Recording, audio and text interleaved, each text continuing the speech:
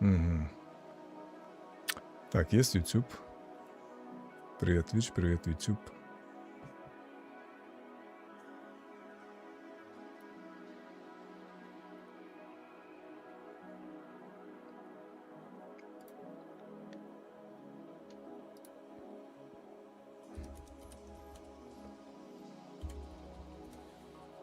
Мгм.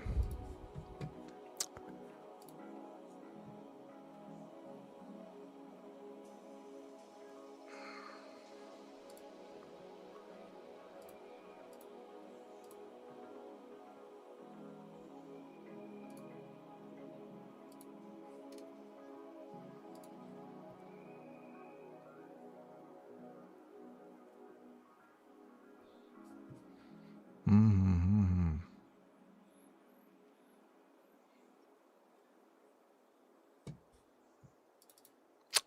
Так, Chrome, Google Chrome, YouTube. Что там, как там, дискотечный? Ассаламу алейкум. Вообще мощный, брат. Вроде работает все. Это главное. Все, брат, двигается. Картинка, этот, какого? Активней. Сейчас я тебе покажу. Лайвстриминг. Ага. Я тебе покажу сейчас апгрейд. Ща. Блин. Я, короче, все, что буду говорить, должно теперь переводиться. Автоматически этот перевод. И куда он делся? Так, сейчас.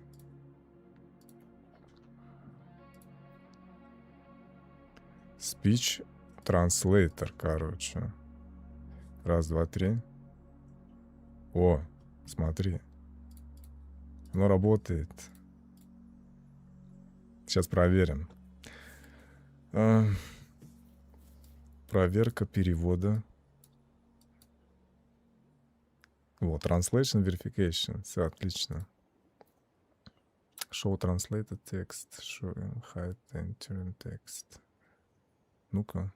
Так будет работать? Не знаю, возможно, он мешает картинке. Сейчас.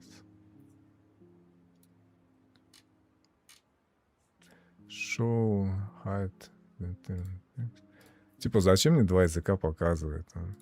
Когда мне один нужен только. Start listening. Ну-ка.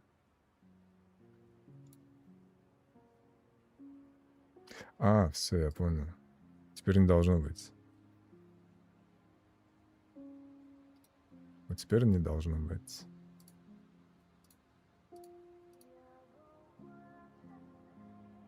Ну-ка. О, все.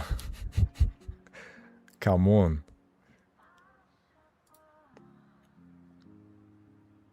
Я не знаю, может, что пониже опустить? Чуть-чуть вот так. Ну, короче, люди как бы жалуются, что не понимают, о чем идет речь. Особенно на прошлом стриме. Итак, что я хочу? Сверху и вниз идет как-то как Звездные войны. Его и надо еще сузить, знаешь, типа в далекой-далекой галактике.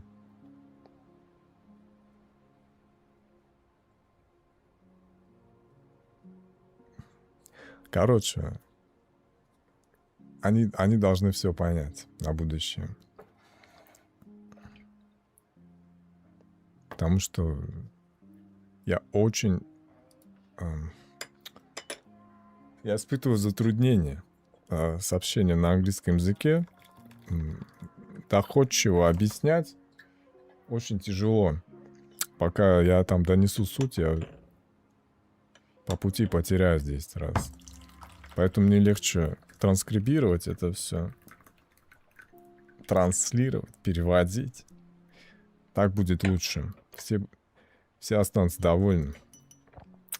Так, что хотел? Всем привет еще раз. Так, что мне нужно?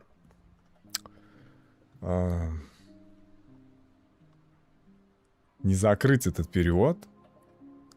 По горизонтали сделай, там регулировать можно. В смысле по горизонтали? Не понимаю.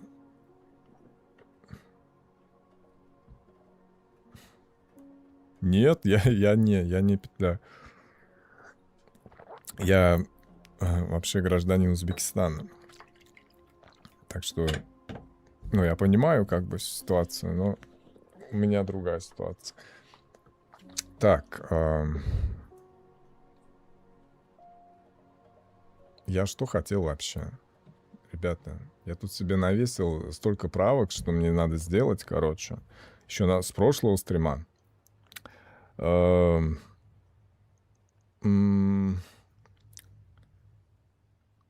Неделя выдалась тяжелая, но выдалось времечко поточить проекты персональные, позаниматься ими, поделать всякую по чуть-чутину, чтобы оно хоть как-то продвигалось вперед, потому что основное кредо наше какое, да? Мы заходим, мы делаем, мы попиливаем, а мы не даем персоналочкам протухать. Работа работой, но, как я уже много раз на стримах говорил, мы должны делать свои персоналки, несмотря ни на что. Потому что персоналки — это и есть, как вам сказать, место, где настоящее как бы 3D-шка, творчество, скажем, оно живет. Потому что ты как бы начинаешь разделять коммерческое 3D, которым ты на жизнь зарабатываешь, и так называемое высокооплачиваемое хобби. И там, где оно хобби, реально хобби, приносящее какое-то успокоение и удовольствие. Вот так. Блин, я забываю, что у меня еще перевод идет. Так непривычно.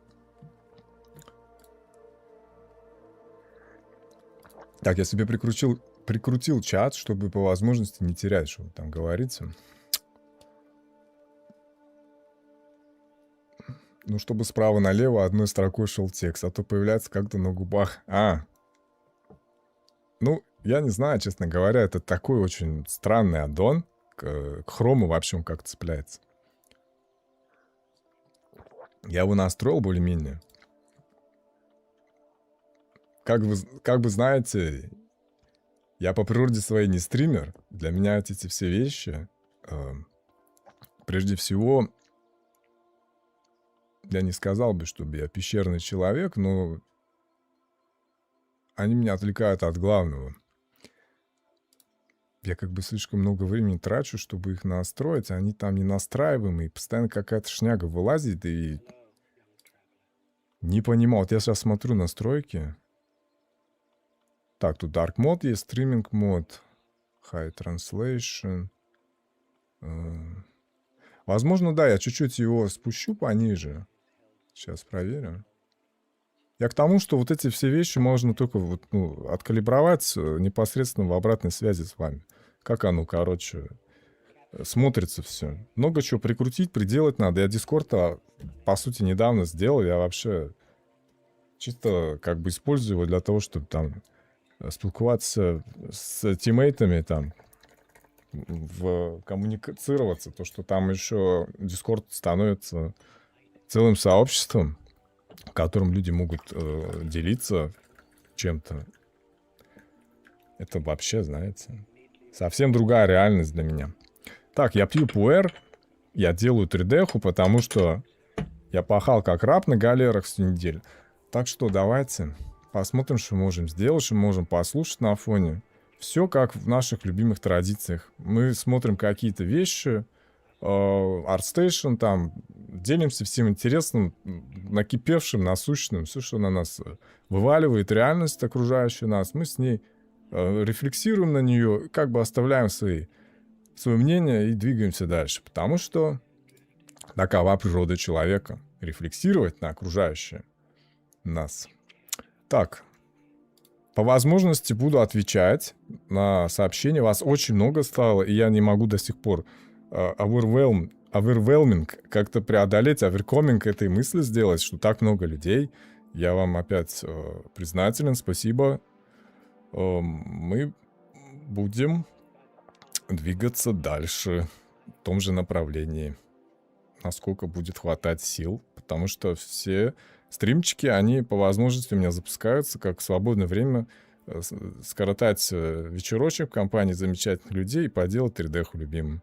Ну, а обычно оно выливается в то, что там я 3 часа могу очень много бурно обсуждать какой-нибудь подкаст. И, по сути, там не очень много сделать, но в оффлайне я потом это все допиливаю. Так. Я, короче, настрою чат, что-нибудь придумаю с ним. Он перестал переводить опять, да?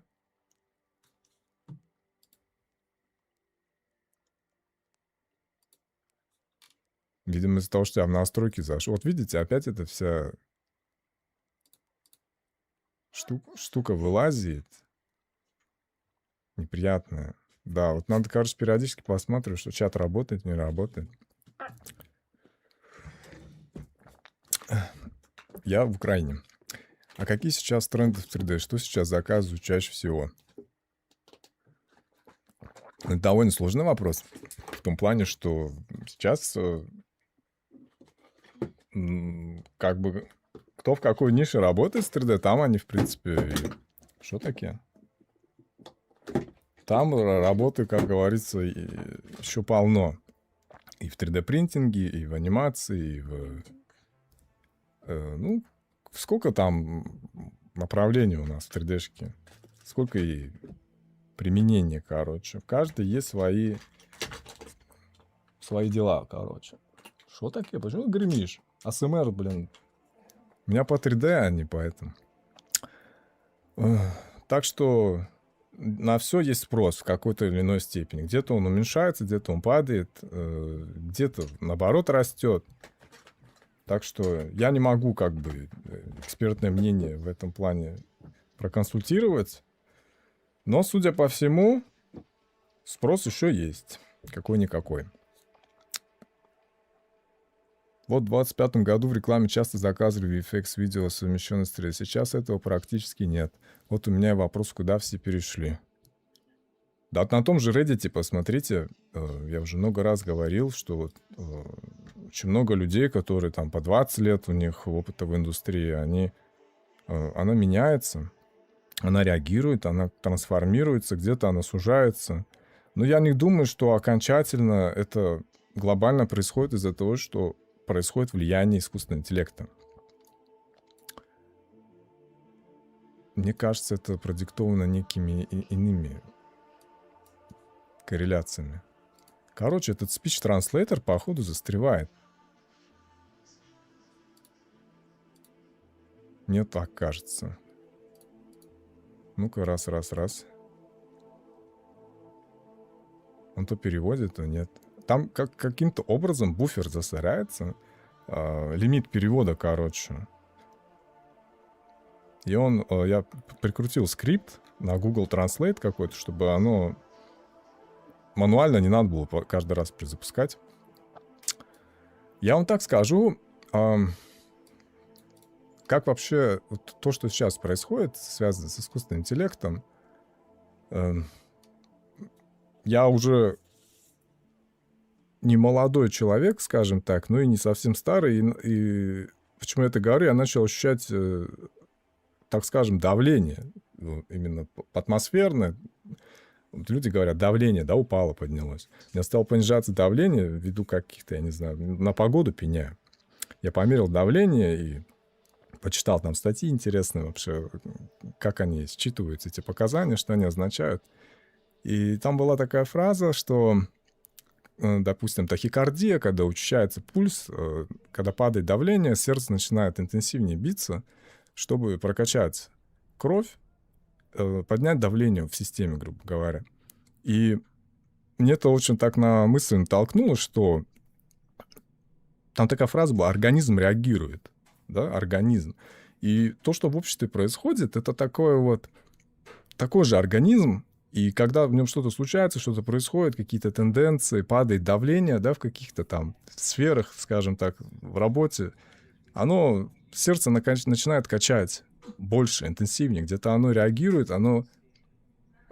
это все непременно сказывается на нас, на обществе, мы это чувствуем, мы это переживаем, мы это ощущаем, мы реагируем на все вот это вот происходящее. И я к тому, что что-то каким-то образом, адаптация происходит. Что-то придумывается, каким-то образом перетекает одно с другое и трансформируется.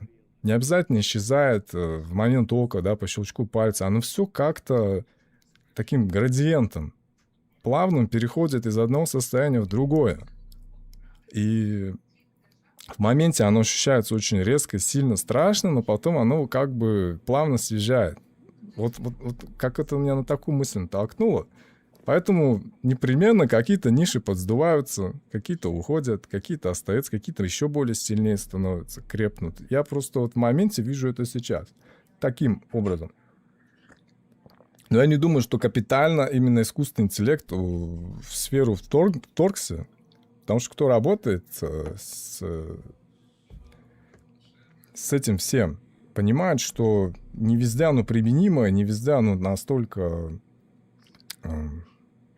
Вот Терминатор, да, Скайнет, блядь, что вот все заменят нас, и поэтому это просто я так вот размышляю, что это чем-то с другим сейчас связано, с вообще общим кризисом каким-то индустрии, тот же VFX, он очень сильно пострадал еще из-за ковида, и там геймдев тоже страдает, игры непопулярны, инди-игры сейчас гораздо больше пампят, бабок в себя аккумулируют, нежели какой-то там AAA выходит, который 10 лет строили, а он нахер никому не нужен оказался. Так, перевод не работает, да? Это была такая себе затея, знаете, я вам так скажу.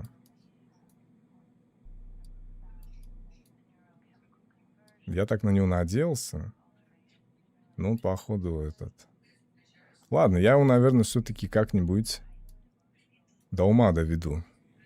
В дальнейшем.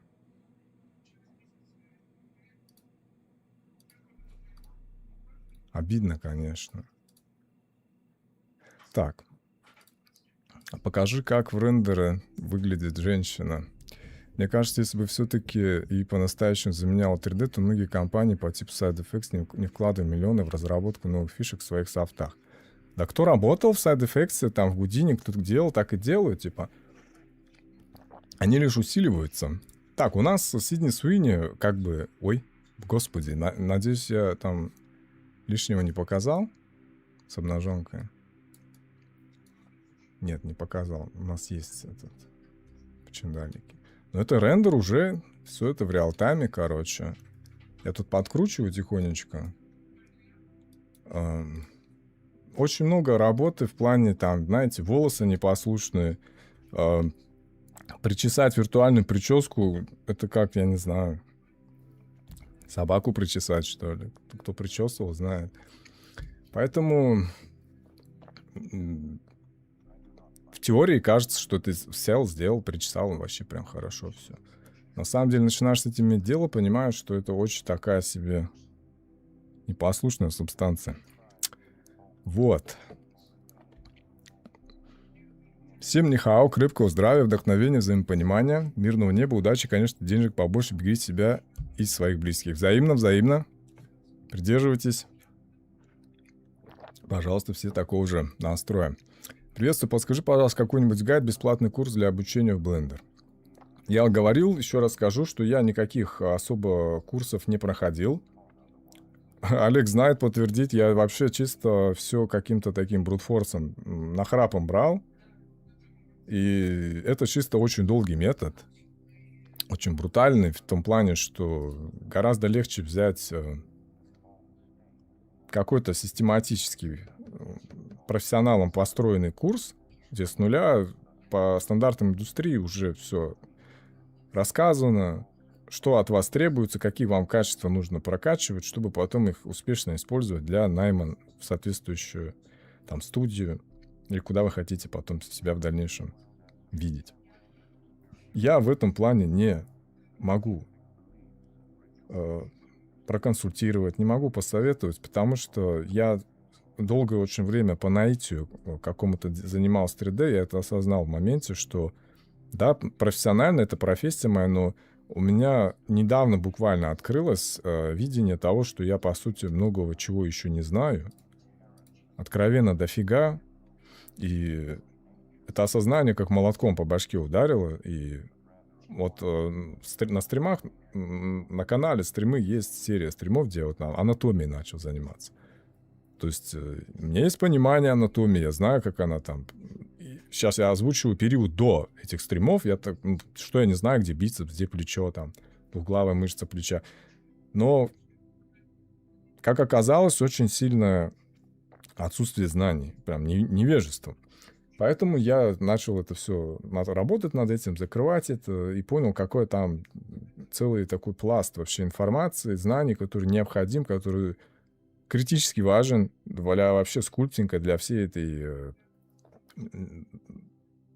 для формирования в 3D-пространстве реального объекта. Поэтому я рекомендую, наверное, начинать с анатомии, курс анатомии человека, анатомии животных, все аспекты человеческого тела, пластики, гибкости, соотношения поведения, как объемы работают, как вот это вот все. Я вообще в этом плане еще вечный ученик, скажем так. Поэтому мое интуитивное сейчас видение — это брать и начинать с анатомии. А технический аспект, опять же, можно в YouTube очень много найти уроков, базовых курсов. Очень много и индийских ребят делают всякие блендер-курсы, как сделать что-то. Можно из вот такого разрозненного информационного поля вылавливать какие-то моменты, которые возникают при работе в блендере в том же самом. Что-то непонятно, есть мануал от самой программы, да, и есть непосредственно тутор, который там explanation, да, я объясню вам, как сделать бублик с посыпкой там какой-нибудь. И вот так крохой за крохой можно собрать неплохую базу и понимать уже, что к чему. Я извиняюсь, эти звуки есть хлюпающие, потому что я пью чай. Так. Перший буквально чат. Здравия. Так, это уже прочитал. Мне еще и чат отсоединяется. Снова привет, брат. Сидни теперь взглядом вперед, еще не настроил рык, чтобы глаза в камеру смотрели. Да, но у нас, как бы сказать... Я эту Сидни Суини уже в каких только амплуа не представлял именно в контексте 3D-сцены. Там и панк, постапокалипсис с ирокезом, потом статичный портрет. Сейчас это в итоге еще статичным портретом навеяно в стиле Йена Сприкса, да. И оно какое-то, знаете, не то чтобы нестабильное, такое по настроению, а как хочется, так и делаю. Вот зашел, вот мне не нравится, вот так, хочу так. И бац, ты уже начинаешь ее с ирокезом делать. Я воспринимаю этот проект, допустим, как и все мои проекты, лабораторией такой экспериментального жанра. Я просто захожу и как бы делаю, что взбредет в голову. Я вообще вот начинал с черепов, там черепа лепил, вот эту анатомию. И потом подумал, блин, а что... Посмотрел на череп, можно на него же натянуть что-нибудь там. Мясо, кожа, посмотреть, как оно работать будет. Подставил этот череп от Сидни Суини, такой, думаю, красивая женщина, ну, попробую, вылеплю. Ну и вот, блин, во что оно все выливается. Спонтанное. Такое, знаете.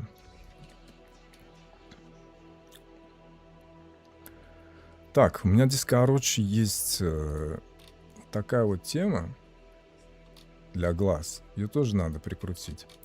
У нас глаза двигаются, в принципе, без проблем.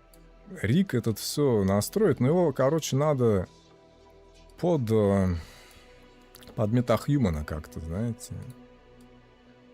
Закрутить, завертеть, чтобы он заатачился там. Нормально себя чувствовал. Потому что, скорее всего, логический исход всего этого будет в метахьюмане, знаете. Как будто ему туда прямая дорога. То же самое хотел сделать вообще еще, знаете, с Анной де Армас, которую я тоже на стримах делаю, с Blade Runner. И ее тоже бы по-хорошему надо в метахьюман доделать, и метахьюмана скормить, потому что сконвертить как-то. Потому что изначально цель была сделать какой-то такой проект, знаете, который можно в Unreal побегать, поиграть. Такая была мотивация. Потому что я делаю снова ZBrush работы, а тут я выхожу из зоны комфорта, и я такой, блин, а смогу я анимацию там сделать? Вызовы себе такие бросаешь. И оно все потихонечку разрастается, и ты уже такой посмелее, и ты уже можешь там делать гораздо больше, чем ты мог. Потому что я уже говорил, задолбала статика, задолбали статичные рожи, хочется их подвигать, пошевелить, а то что я в этой глине сермати леплю какие-то морды.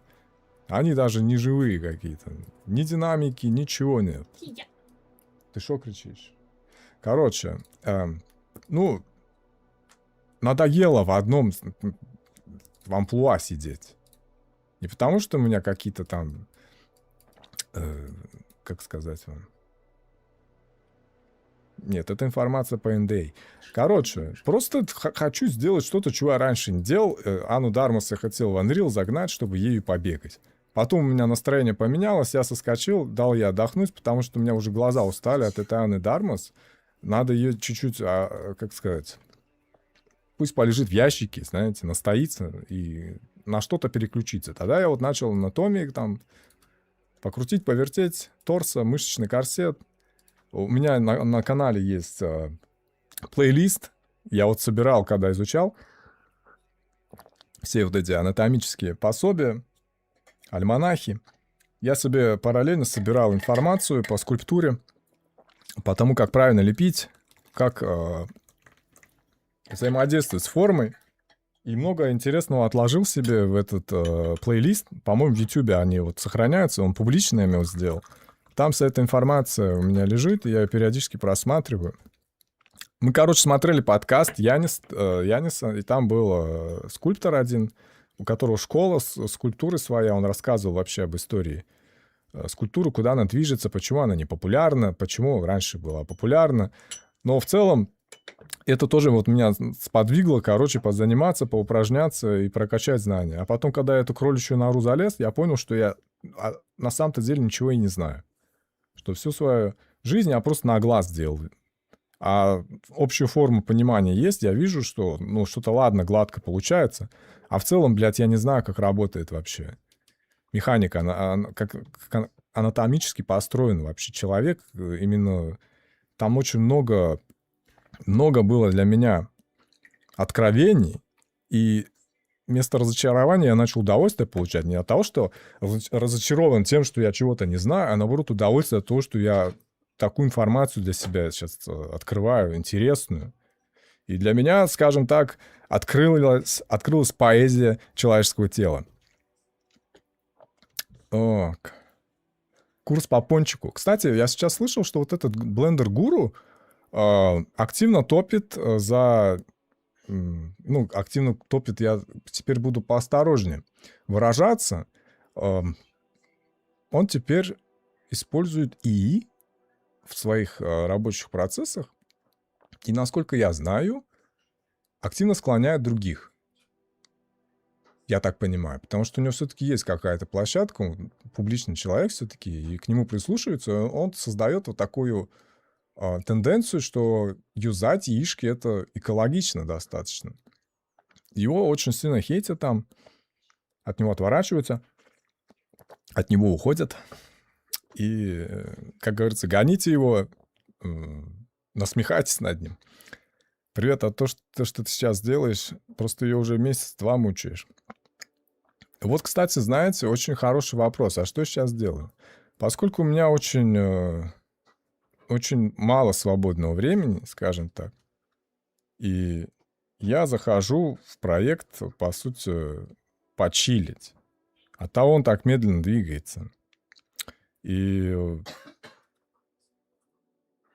сейчас.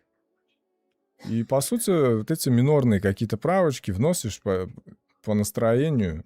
И для того эти проекты персональные, потому что тебя никто никуда не торопит в них. Ты учишься в этом проекте, потому что я делаю то, чего раньше не делал.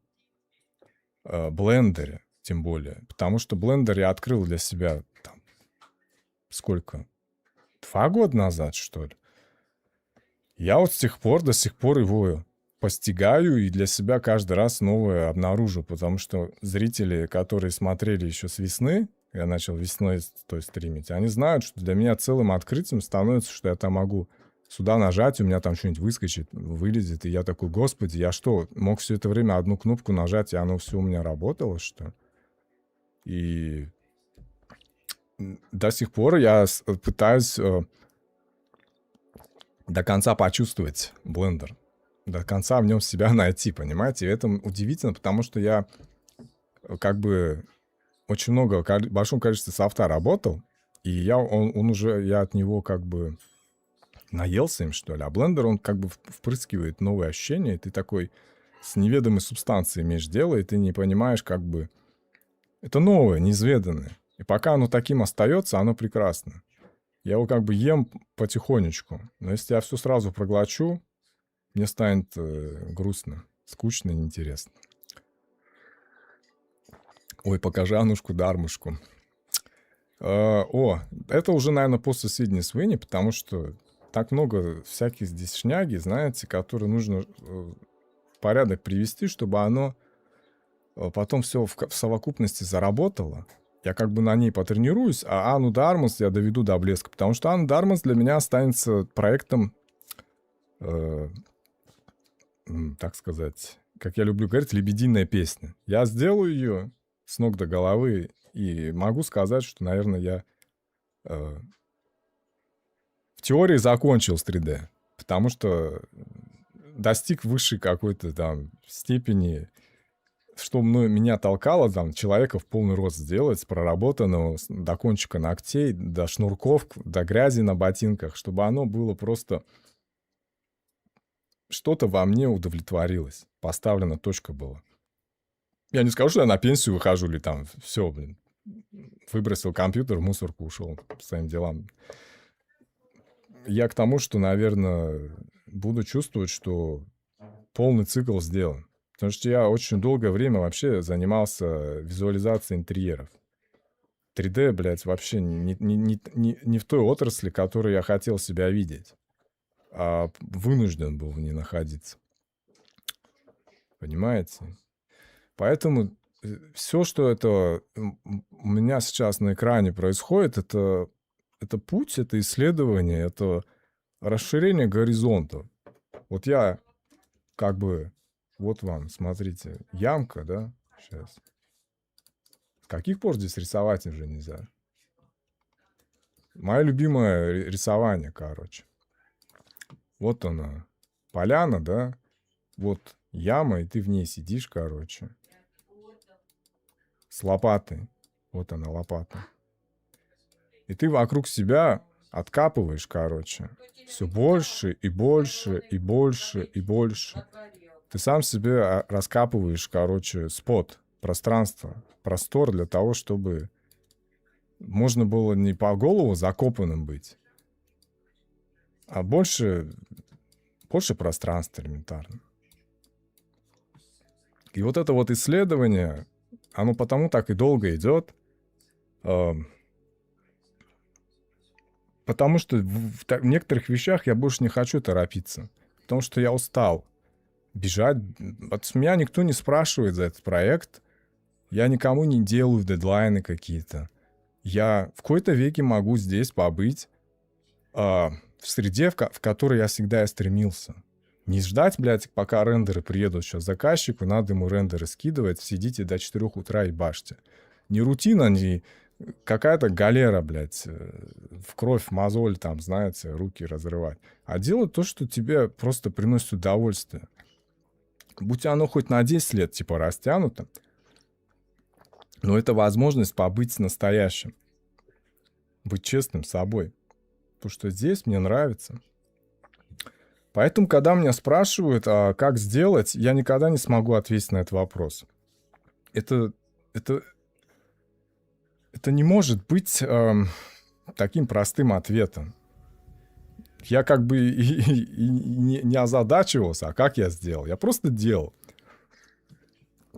И это очень тяжело осмыслить весь этот путь, чтобы его как-то вот скомпилировать и передать. Типа вот делай вот так, так, так. Потому что люди как бы ищут наиболее понятные способы,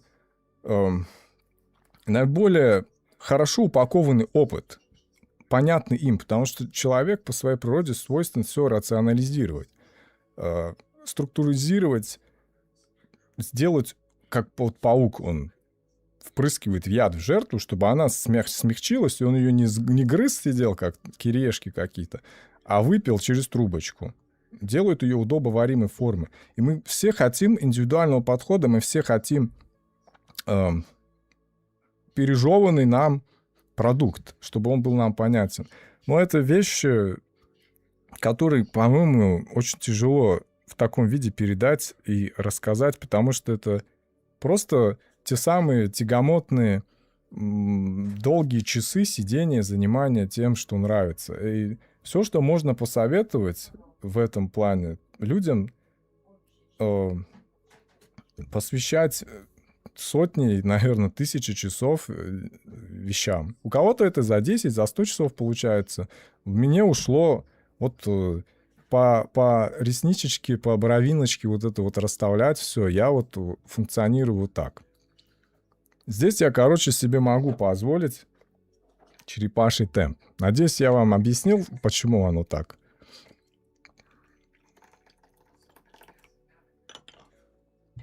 Потому что вся жизнь, блядь, суета. Только и делаем, что бегаем. Фух.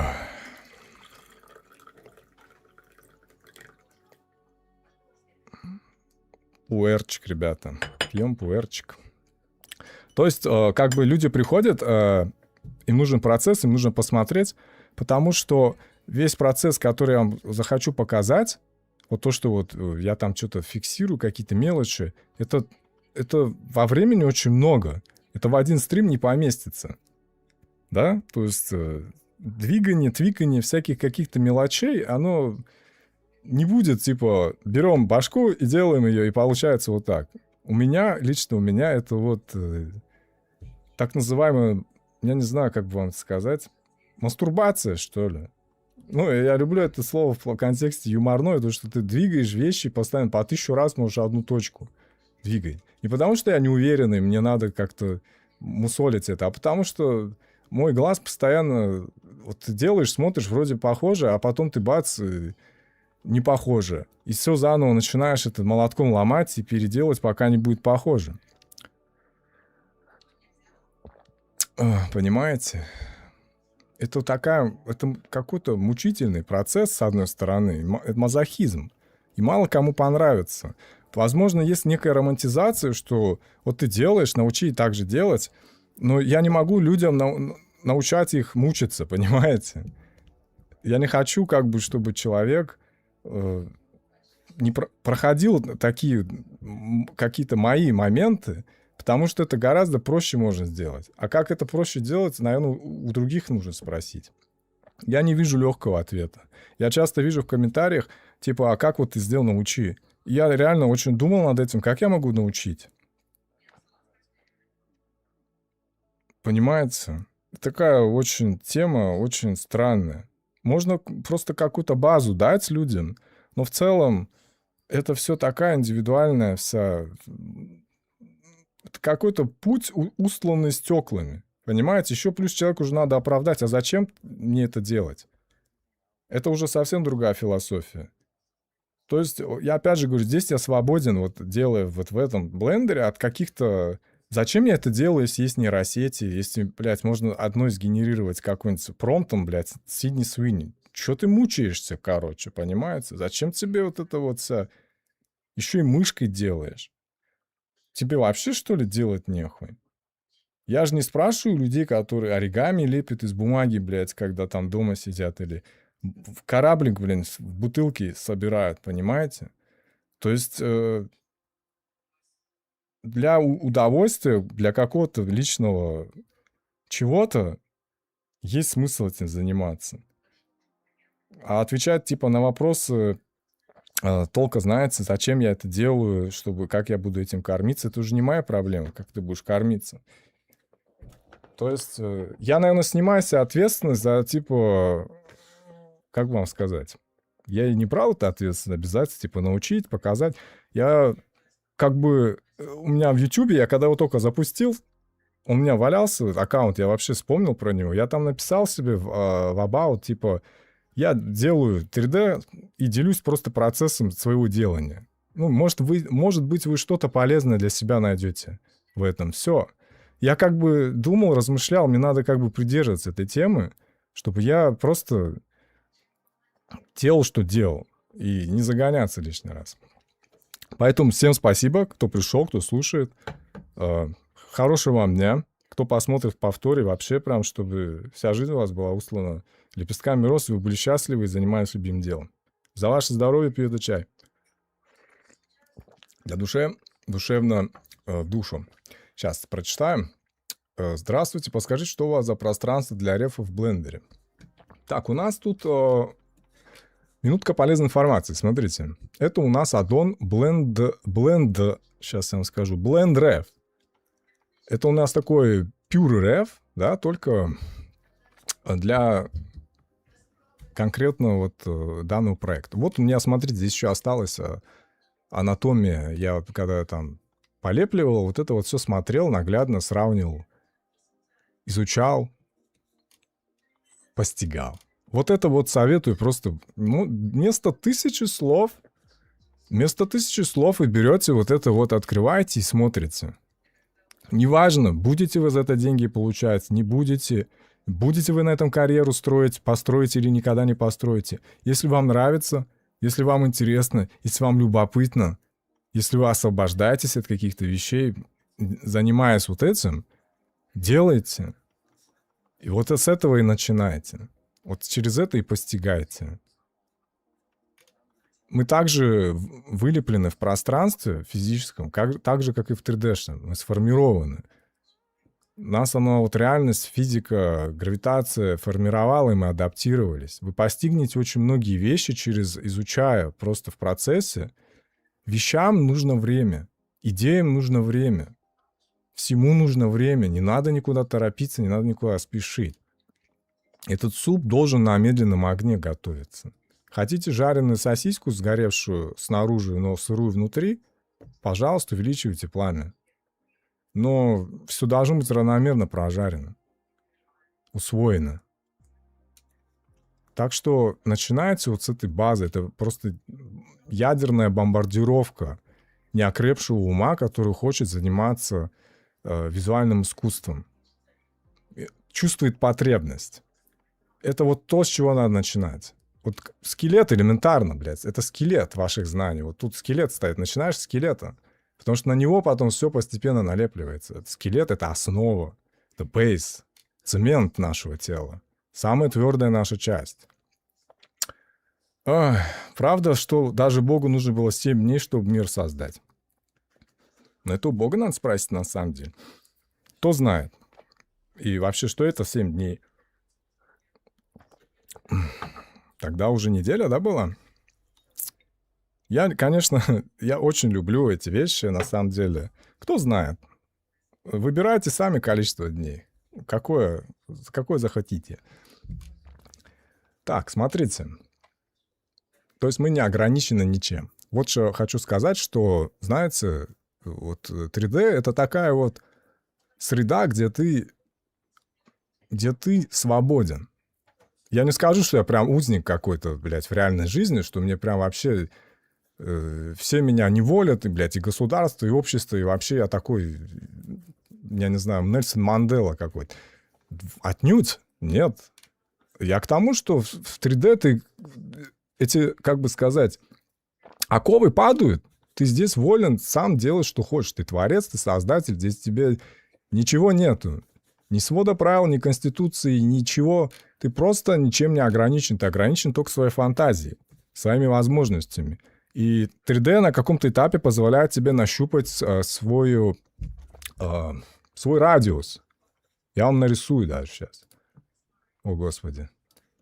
То есть influence, да, называется? Вот чему учит 3D? У меня есть сфера, допустим, да, вот она. У нее есть influence. Какой-то там, например, я не знаю, частицы, я считаю, или там коллизии какие-то, вот collision, да. У collision есть радиус. И когда ты только начинаешь, вот эта вот твоя сфера, она имеет какой-то определенный радиус, тебе тяжело его почувствовать, потому что ты еще не осознаешь себя, не понимаешь.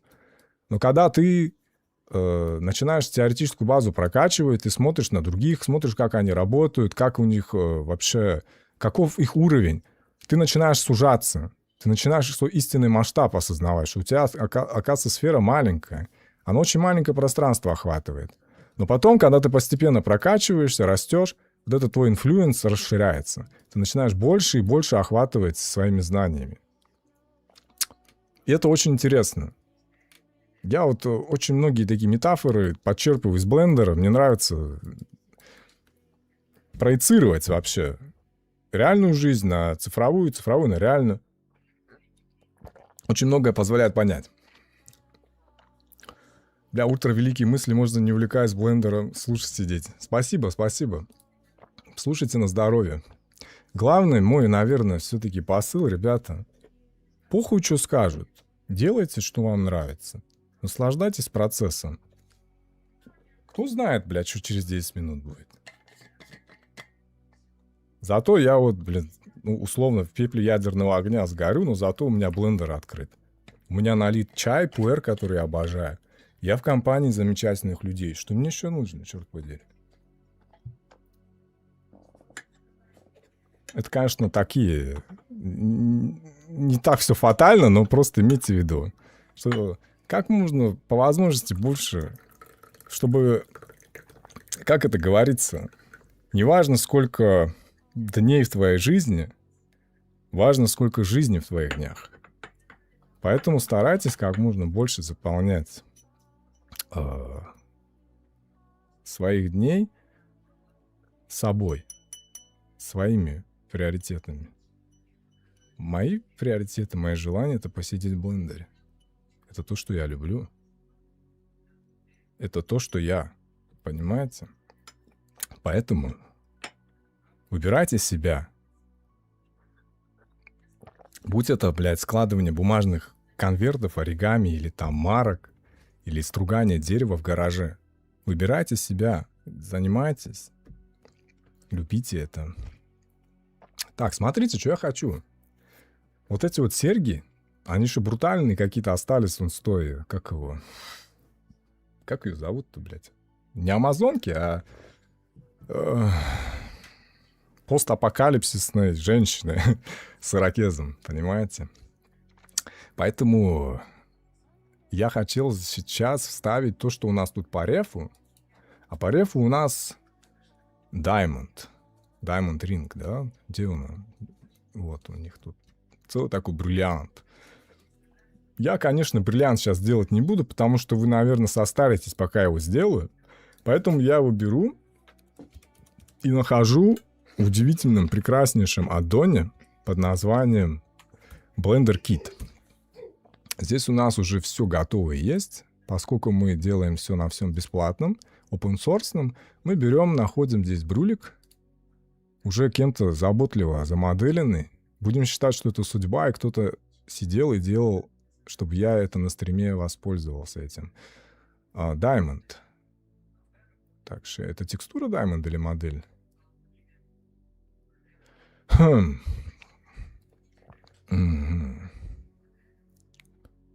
Flinders Sky Diamond. Боже. Давайте вот это, мне вот это нравится. Вот мы его сюда сейчас затачим.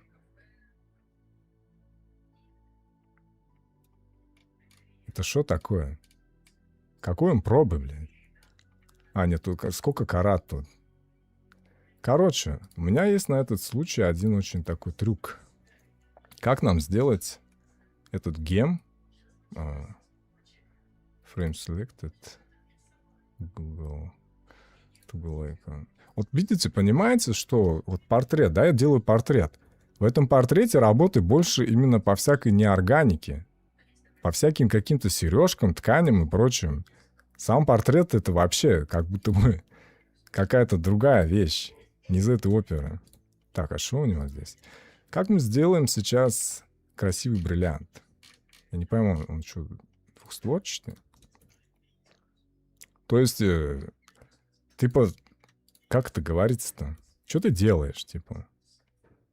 Где Сидни Суини? Покажи, как Сидни Суини делаешь. А вот это я и делаю, Сидни Суини. И это прекрасно. То, что вся вот эта вот тема сопряжена со всякими алмазами, тряпками и прочими вещами. Просто собираешь портрет.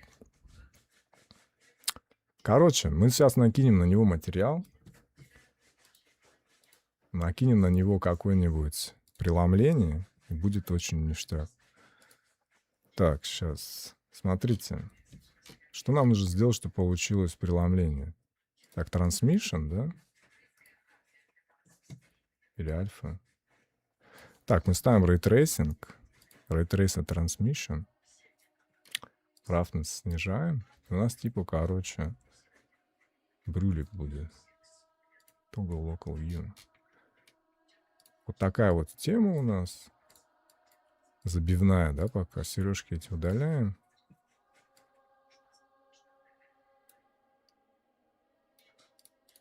Я думаю, даже можно отключить нафиг этот transmission, чтобы он нам не хавал ресурсы. Из-за того, что у нас тут фейковый металл, кажется, что это алмаз, да, как бы серьга такая. Вот такая какая-то. Да? Ну, можно еще, наверное, даже эмиссии накинуть, чтобы он вот такой фейковый даймонд был, короче. Не сплошной черный какой-то.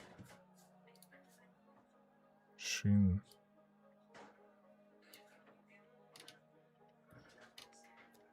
Так, вот у нас уже есть серьга. Я не знаю, какого она размера, нет, там здоровая. Мы не паримся, какая она там изумительная, безупречная качеством. Вообще пофигу. Вот она есть и есть, этого достаточно. И создал он серьгу. Мы творцы, помните этот принцип. Нас здесь никто ничем не ограничивает. Почему я должен ограничения внешнего мира тащить себе, блядь, в цифровое пространство, которое вообще бесконечно, черт подери. Вон, видите, горизонт, блядь. У него конца нет. Оно мне само, как бы, своим существованием намекает. Здесь нет предела. Чувак, блядь. Отдохни, кайфуй, блядь. Глаза вон вдаль посмотри. Траву даже можно сделать, чтобы ее потрогать можно было. Touch the grass, как говорится. Все. Избавляемся от оков, скажем так. Вот у нас уже 2 серьги есть, смотрите. Они больше, конечно, на жемчуг похожи. Вот. Что у тебя по железу, чтобы так плавно работало в блендере?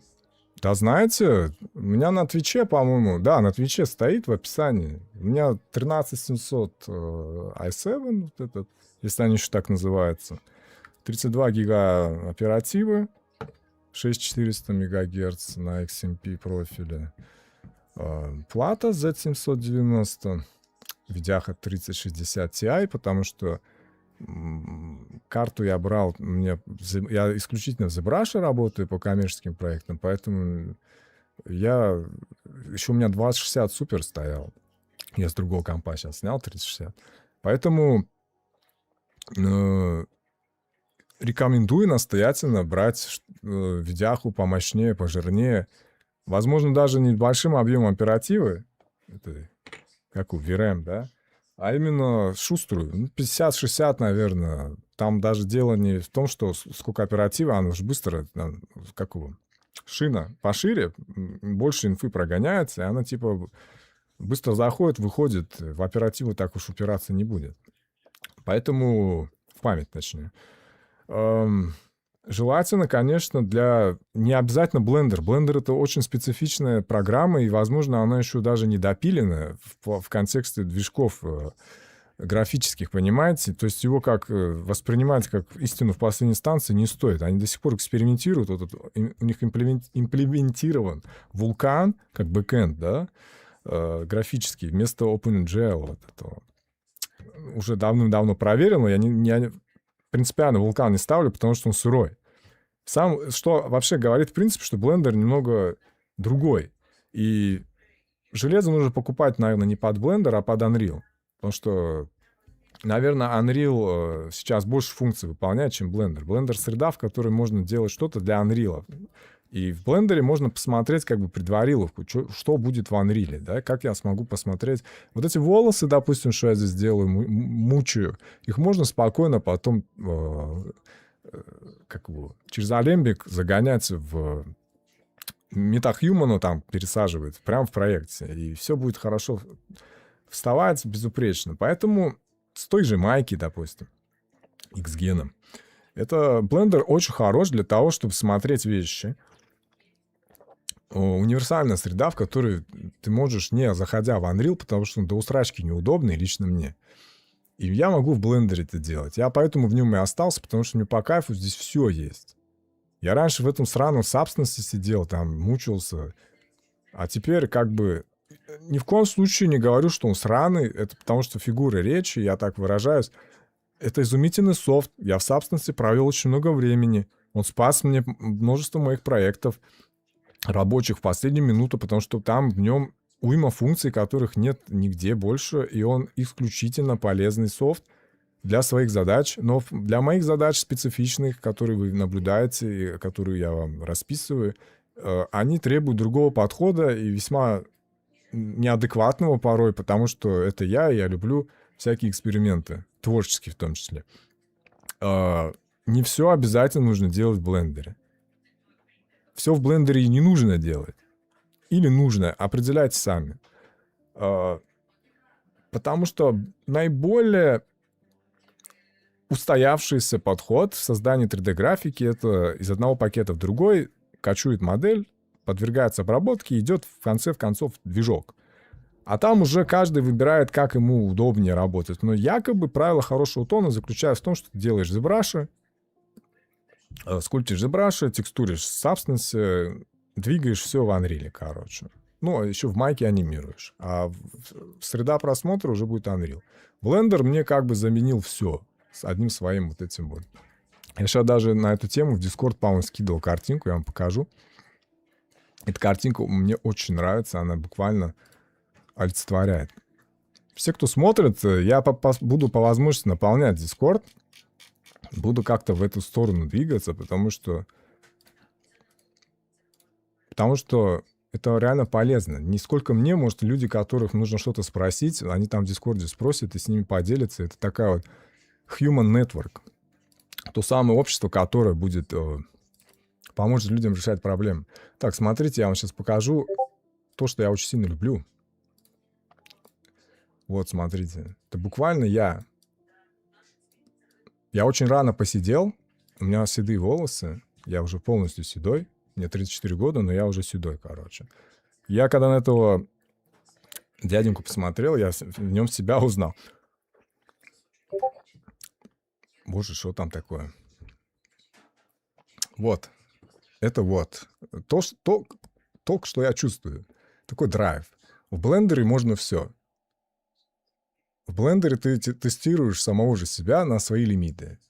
Можно или не можно? Да все можно. Просто нужно ли, уже совсем другой вопрос. Так что вот. Это вот мое кредо на экране. Вот эта картинка олицетворяет мой подход. Так, сейчас я чатик почитаю. Я, знаете, великие 3D-шники трогают только трехмерную траву. И едят трехмерную еду, ребята. PMF, follow the channel. Thank you for follow. Hi, fellas. Приветствую, Александр. С вулканом сижу и не замечал каких-то недочетов. У меня, к сожалению, вулкан не идет так, как я хотел бы. И во время стрима вулкан мне выдает какие-то фризы, инпут-лаги. И мне это очень не нравится. Я буквально очень чувствителен до малейшей задержки какой-то. И я начинаю дискомфорт испытывать. Поэтому в оффлайне без стрима Вулкан хорошо себя проявляет. Но почему-то с включенным ОБСом, видимо, какой-то конфликт происходит. Там ресурсы как-то захватываются, не по-моему, не знаю. Но они сами рекомендуют, типа, Вулкан, он уже 5-й версии был в режиме беты, да, скажем. Сейчас он более-менее вошел в такие крепкие кондиции. Вітаю. Всім привіт. Оце так нарешті попав на прямой эфир. Ну, я рад всех приветствовать. Всем еще раз спасибо.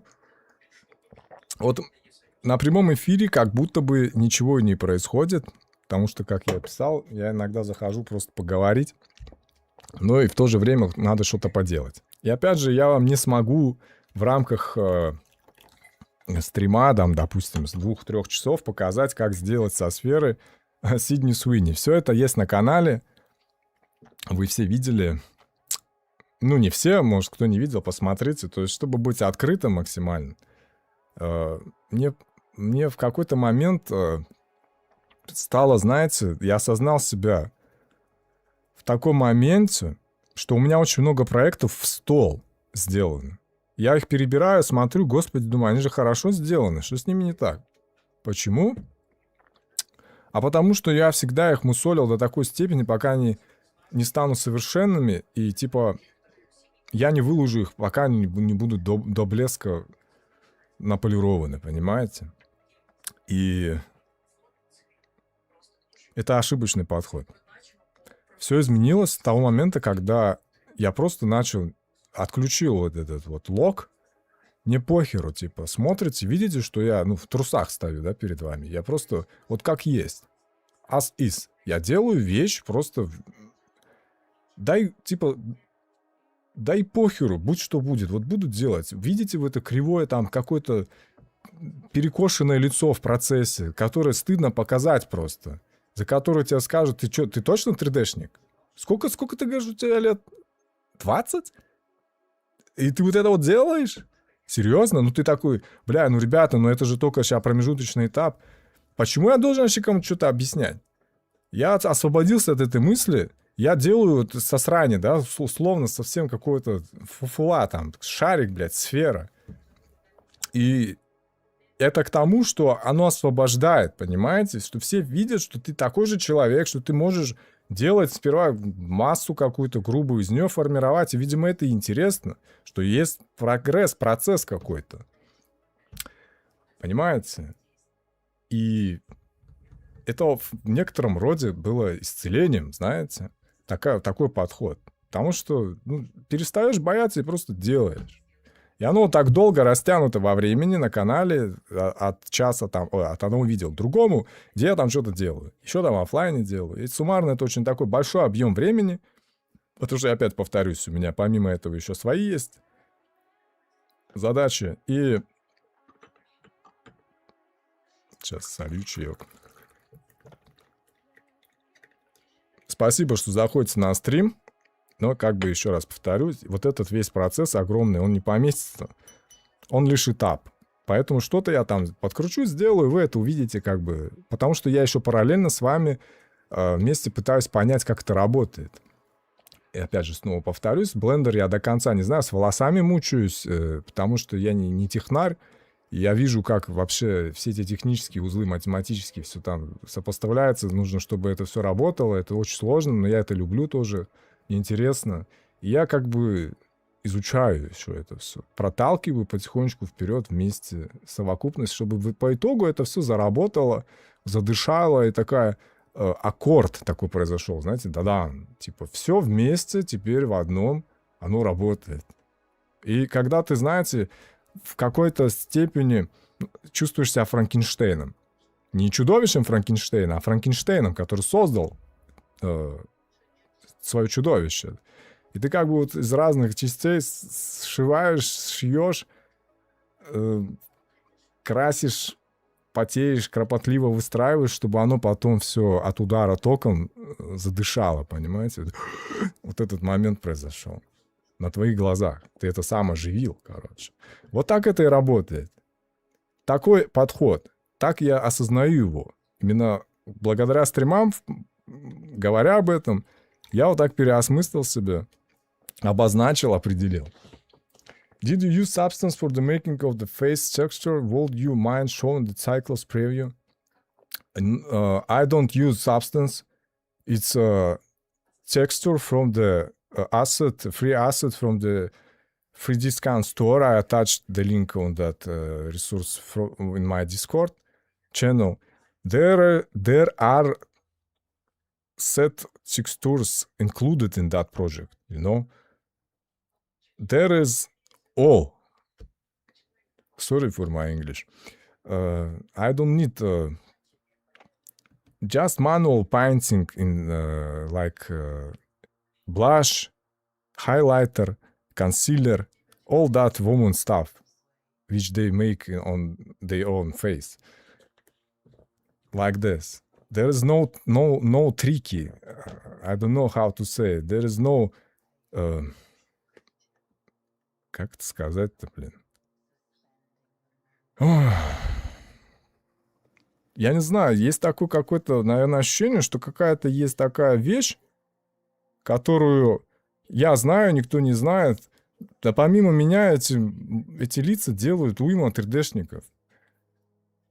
Кто с какого, с конца, с стороны света заходит, все к одному ядру приходят. По итогу должна получиться похожая просто физиономия. Что тут еще как бы изобретать?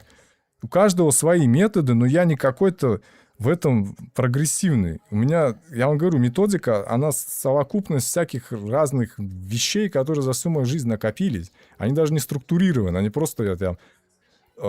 сундук я из него достаю. Слушай, где тут молоток, чтобы вертексы двигать? А, вот этот вот. А это топор, чтобы форма... Давай сюда. И вот так они не разложены как-то, знаете, как у токаря, там, слесаря, не знаю, все на своих местах. И в этом немножечко нехороший подход. Оно есть, но в целом не заточено под определенный вот процесс, который я сейчас делаю. И поэтому он такой, знаете, интуитивный, импровизирующий. Он такой драйвовый, понимаете? Я поэтому и стримлю, чтобы вот этот драйв неизвестности, он как бы запечатлился на видео, чтобы я потом старый был уже, если я доживу, дай бог. Чтобы посмотрел, говорю, вот это я лихой был, блин. Понимаете? Я не знаю, но залазю туда внутрь, в программу, которая меня пугала когда-то. Я вообще боялся что-то там делать, а теперь он дерзкий был. Понимаете? Это такой памятник собственному же куражу, интересу, curiosity, любопытству. Понимаете? Добрый. Поражает ваша реалистичная работа. Наткнулся на вас, когда самому стало нужно сделать реалистичную модель, но чтобы она работала через MetaHuman, анимации лица, тела, все дела, но не получается. В Blender довольно точно. MetaHuman через Unreal Engine что-то другое. Не подскажете, это норма или модель всегда будет другой, как ни крути?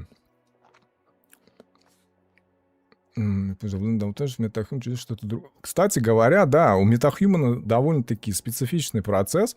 Если я не ошибаюсь, там есть MetaHuman, вот этот Identity, шняга, короче, да, ты загоняешь болванку туда, вот налепил ее, да, Сидни Суини, да, скажем, мы ее берем, отправляем, загоняем вот этот Identity, он, получается, натягивает MetaHuman-овский меш на вот этот вот скан, да. Это один из методов, который я знаю. И там получается полная шняга. Честно скажу, совсем не то. Получается просто какой-то другой человек. Да, там реалистичная кожа, да, там все засетаплено, там wrinkle мапы, там ID мапы, там полный кастомный контроль вообще человеческого лица. Что, я, кстати, скажу, MetaHuman абсолютнейший, must have. Он сейчас стандартом индустрии стал. Буквально 2 года назад это была какая-то однотипная шняга, одно и то же лицо на всех. И преимущественно оно как-то... Ты смотришь, это MetaHuman, я знаю. Ты смотришь игру и видишь, это MetaHuman. Это морда MetaHuman-овская. То есть сразу чувствуешь, сразу понимаешь. Но сейчас он стал вообще изумительно хорош. Он стал настолько хорош, что, его грех не использовать, понимаете? Поэтому... Подход — это первый подход через вот этот identity, либо же мы берем просто кастомный mesh, метахьюмановский, с помощью полихаммера, по-моему, аддона. Еще есть аддоны для блендера, где мы просто можем править спокойно метахьюмановский mesh, который в себя включает этот DNA, да, по-моему, называется. Информация, сторящаяся о скелете вот от этой модели, которую потом можно в метахьюмана бесшовно загонять. Ой, в Unreal. И тогда будет, соответственно, полное, я считаю. Я эту модель потом отправлю в Unreal, мы посмотрим в Unreal, как она будет выглядеть. У него тоже специфичные свои настройки отображения. Денойзеры я советую отключать нахер вообще для глобального освещения, для теней. Потому что они очень сильно смузят детали лица, и получается просто какой-то, не знаю, что-то безобразное порой. Ну, это, конечно, я утрирую, но просто ты смотришь, думаешь, кто это? Кого я сделал? Что это такое, блядь? Потому что это специфика Unreal. У него еще плюс шейдеры, насколько я знаю. Вот если кто видел Callisto Protocol, игра вышла, она там технологическая демо, а не игра, скорее всего. Они показали, что у них какой-то кастомный шейдер, построенный на совсем иной системе отображения, которую использует Unreal Engine. Не Lambertian, вот этот шейдер отрисовки, а через Barley, по-моему. Я знаю, что нашлись энтузиасты, которые тоже обходили стандартный шейдер Unreal, чтобы он более реалистично выглядел. Forced, да, насильно меняя Lambertian на Cloth. Там есть пресет Cloth, материал ткани. И таким образом движок менял как бы отрисовку, и модели реалистичнее выглядели.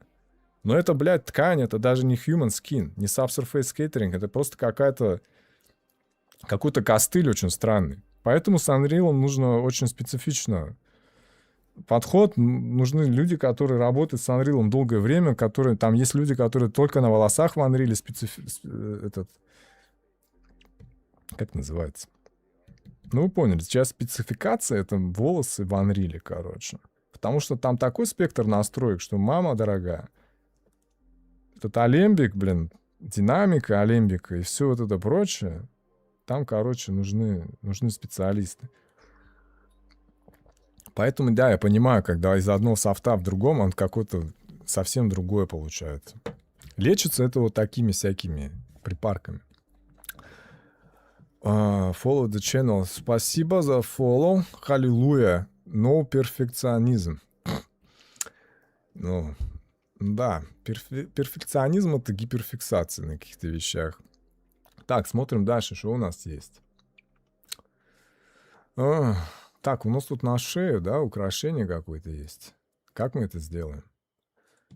Ну вот, неорганическая задача техническая, да. Мы берем сплайн, пускаем его вокруг шеи,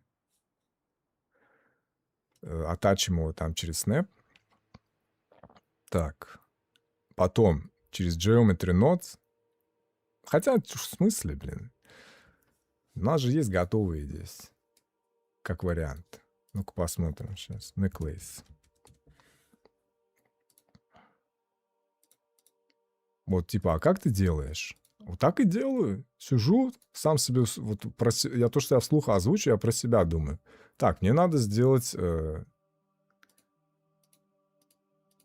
скажем так, украшение. Как я его буду делать? Самый оптимальный рациональный метод — скачай, да? Вот, Necklace. Типа, что ты мучаешься? Скачай. Все. Самый сложный способ, который я люблю, обычно исповедую и люблю себя поупражняться в этом. Я беру сплайн, беру вот этот брюлик, который мы с ушей сняли, короче, создаю Geometry Nodes, последовательность, таким образом, что мы сплайн делим на сегменты, автоматически берем сплайн от начала до конца и по сплайну по точкам расставляем вот эти камушки инстансами. Это вот если совсем заморачиваться. Но я люблю совсем заморачиваться, поэтому, знаете... Хе-хе-хе-хе-хе. Короче, и вот так оно у нас появится necklace из этих алмазиков, получается, мы как бы отступ между камнями делаем, чтобы они равномерно распределились по фактору, короче, сплайна подцепляем, да, фактор сплайна, равномерное распределение, и все. Ну, тангенс выставить, чтобы они смотрели от тела. Это если я хочу, финальный результат будет. Мне надо же, смотрите, я же хочу в клоузапе все показать. Ну, в 4К, допустим. Да, вот я сделал. Чтобы мне не было совестно за каждый момент, который я в этом проекте решил добавить, да, там, украшение на шее или что-то. Чтобы оно было просто вот так, как я хочу, прежде всего. Вот. Так что давайте necklace это найдем. Пока что базовый. Это какой-то гранатовый браслет. Процедурные, вот, уже кем-то сделаны, замоделены процедурные. Вот такая вот конструкция. То есть, если он процедурный, о чем это говорит? Что я могу не могу. Он у него даже не на сплайне. Он у него на чем?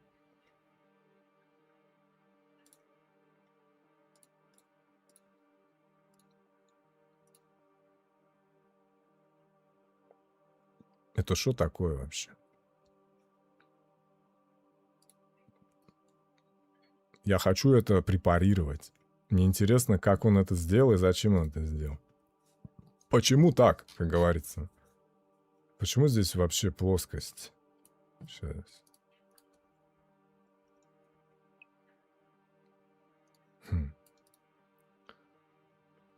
Так, у нас тут... Почему я не могу отменить это? Все. Так. Неужели нельзя было просто сферу... Circle тут у него, короче. Просто сплайн сделать. По нему модель, какую я захочу, заатачить, чтобы она просто равномерно распределялась по нему. Почему так? Почему так сложно? Даже я в ахуе, извиняюсь. Ну,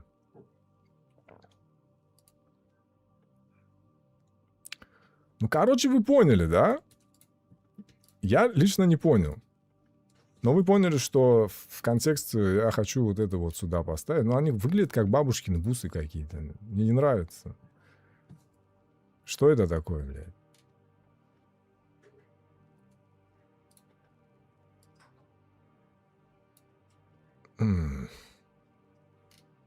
Не, она на цыганку с вокзала похожа. Надо что-то другое здесь.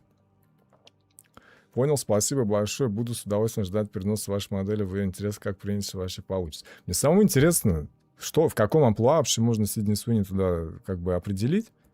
Я поэтому, наверное, и пытался сделать вот этот постпанк-апокалипсис образ, потому что он бы хоть как-то работал, можно было из него строить игру, скажем так. Ну, мне никто не даст образ Сидни Суини использовать в игре, какой бы там ни была. У меня нет прав на это. Просто чисто поупражняться в чем-то, знаете. Вот, что хотел сказать. У нас был такой момент тоже, когда я начал этот ракет делать. Игорь мне также сказал, типа, а чего ты не доделываешь? Я надеялся, что она версия с ирокезом будет доделана. Я к тому, что как бы ты делаешь, и у тебя в моменте как бы начинают нарастать идеи. Ты такой приделал ирокез, там есть, по превьюшке можно найти. Я просто баловался, я хотел ей прическу сделать такую же, вот как у нее сейчас. И пока рисовал, там что-то расставлял, у меня ирокез получился. Я смотрю, блин, она, оказывается, хорошо смотрится, интересно. То есть какая-то альтернатива появилась основной линии развития моей, да, там, проекта, каким я его видел. У меня параллельно еще одна какая-то чпок, еще такая версия появилась, с ирокезом, короче.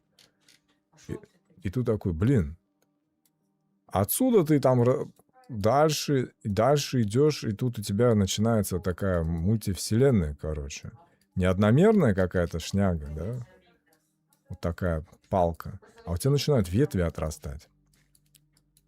Варианты, короче, развития, понимаете? И это ты, во-первых, удивляешься, что у тебя, в принципе, я не фантазер, я не не какой-нибудь Толкин, который «Властелин колец» написал, да? У меня как раз-таки всю свою жизнь я копировальщиком. Я копирую. Я просто создаю то, что уже создано.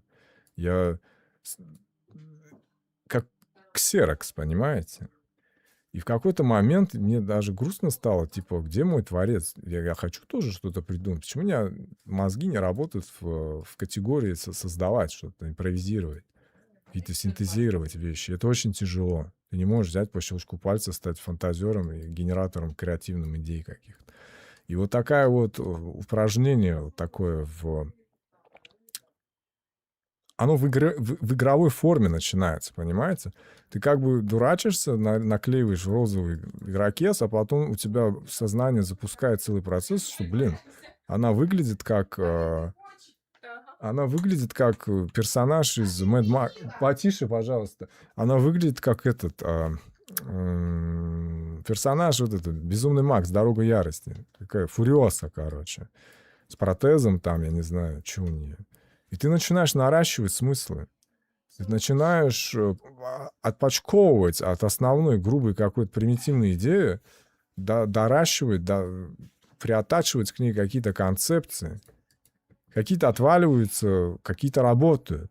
И оно все начинает закручиваться, и ты такой, блин, а вот так оно лорой формируется. Так ты созидаешь как бы...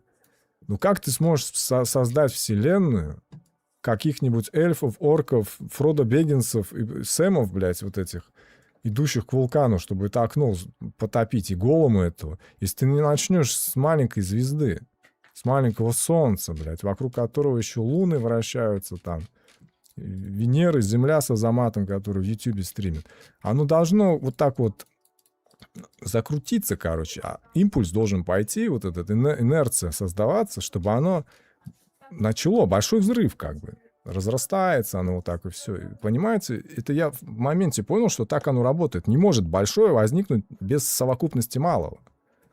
То есть вот даже если здесь увеличивать, посмотрите, оно сетка вроде бы большая, но когда ты увеличиваешь, ты видишь вот это подразбиение, division, да, вот эти. Оно подразбивается на более мелкое. Да что говорить, ну, любая материя у нас под микроскопом электронным, посмотрите, и увеличиваю, оно при увеличении выглядит состоящим из мелочи. Короче, оно также хорошо, вот этот метод проецируется на фантазию. Единственное, что все это фантазийные вещи, образы, они должны нанизываться на нитку логики какой-то. Чтобы ты создаешь что-то, и оно должно работать. Оно должно функциональным быть. И анатомия в этом ключе также помогает понять. Если ты делаешь кракозябру вот такую там, какую-нибудь, кричащую, орущую, рогатую, там, монстра какого-то, этот монстр должен работать. Там глаза, там язык свисает. Там. Он должен жить. Он должен хотеть, будучи таким даже, как-то существовать. Работать, жить. Ну, не работать точно, просто жрать и жить. И посмотрите «Чужой» фильм, да? Нам, людям, видится монстр, который живет, блядь, на корабле и хавает весь этот экипаж. Но так оно же тоже форма жизни. Оно хочет жить, оно таким образом и осуществляет свою функцию. Жрет других, чтобы выжить. Но мы его там каким-то образом наделяем, что вот он зло, он плохой, он враг, там, ксеноморф, да. Поэтому ксеноморф при всем своем виде, он обоснован. У него там хвост, у него жало есть на конце, как у скорпиона. Вот эта продолговатая башка его, челюсти. Вот это вот выдвигающееся, я не знаю, мини-чужой там у него во рту, вы поняли. Это все, оно работает с ним, оно ему нужно. Ему нужно 4 конечности. Вес распределяется, он и двуногий, он идет как бы ногами и в то же время передвигается на четвереньках. И оно все работает, оно ладно. И потому он такой, блядь, символический персонаж, потому что он убедительный в своей категории. Даже с этой продолговатой башкой ты веришь, что он существует, что он имеет право на жизнь такой формой.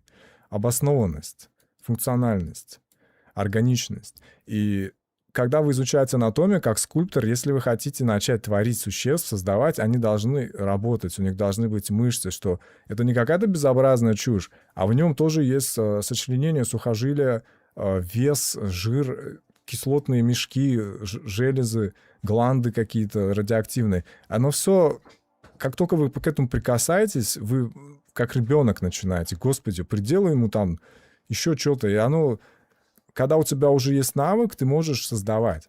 Зачем создавать? Это уже другой вопрос.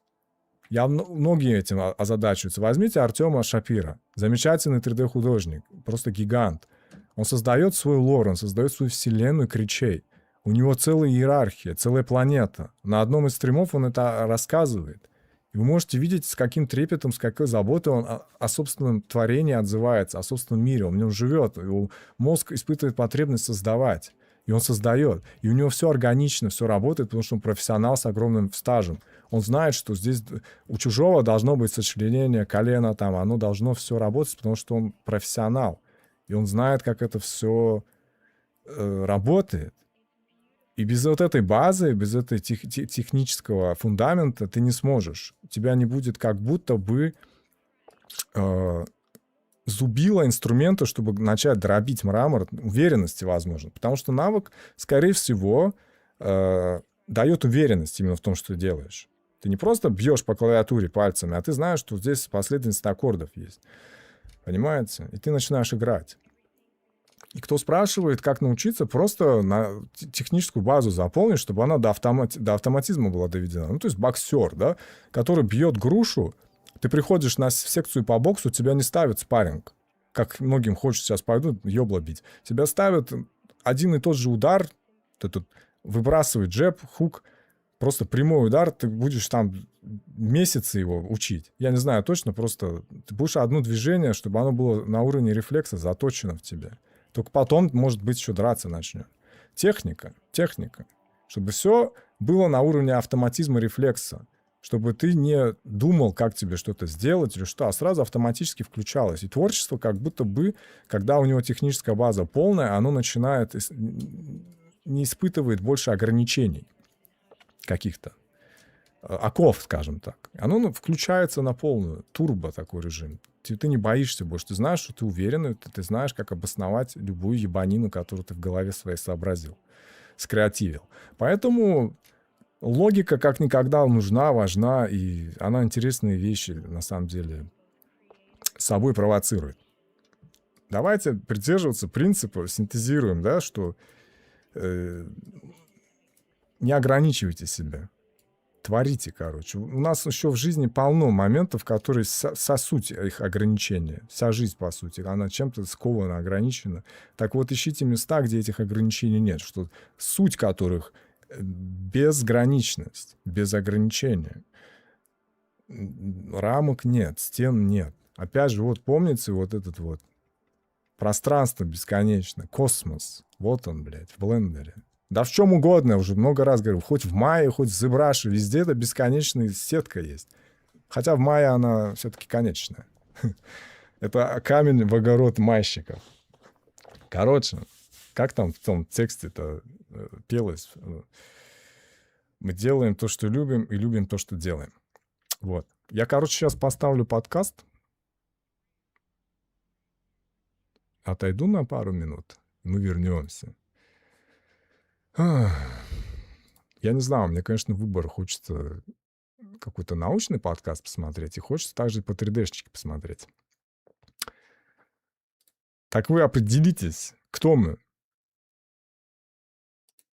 3D-шники или философы? Так, сейчас.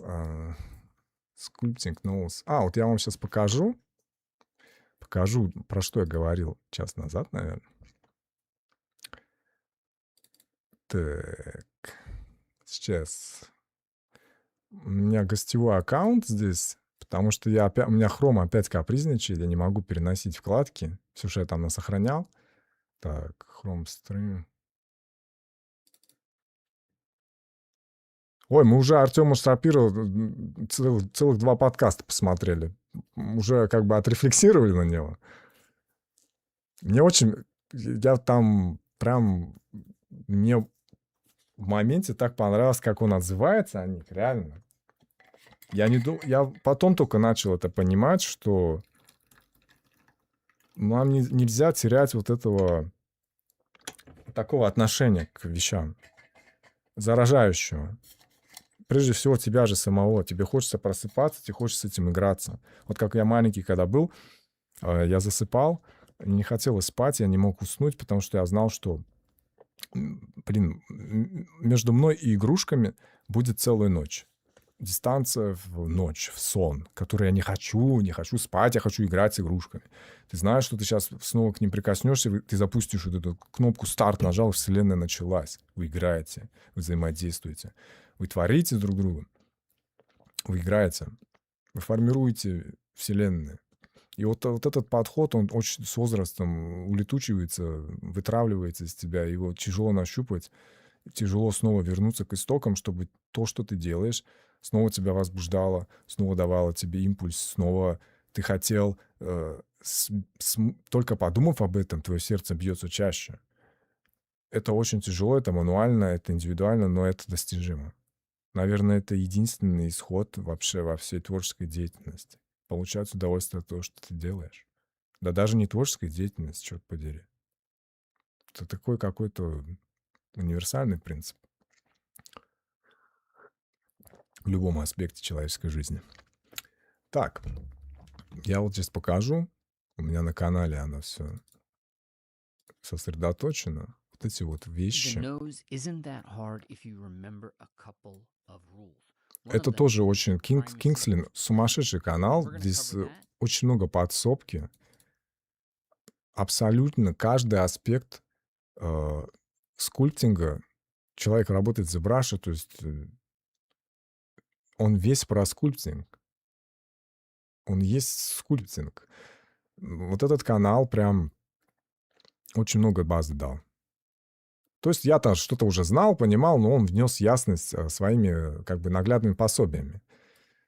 Вопросов много, на них отвечает все исчерпывающе, достаточно вот этот канал.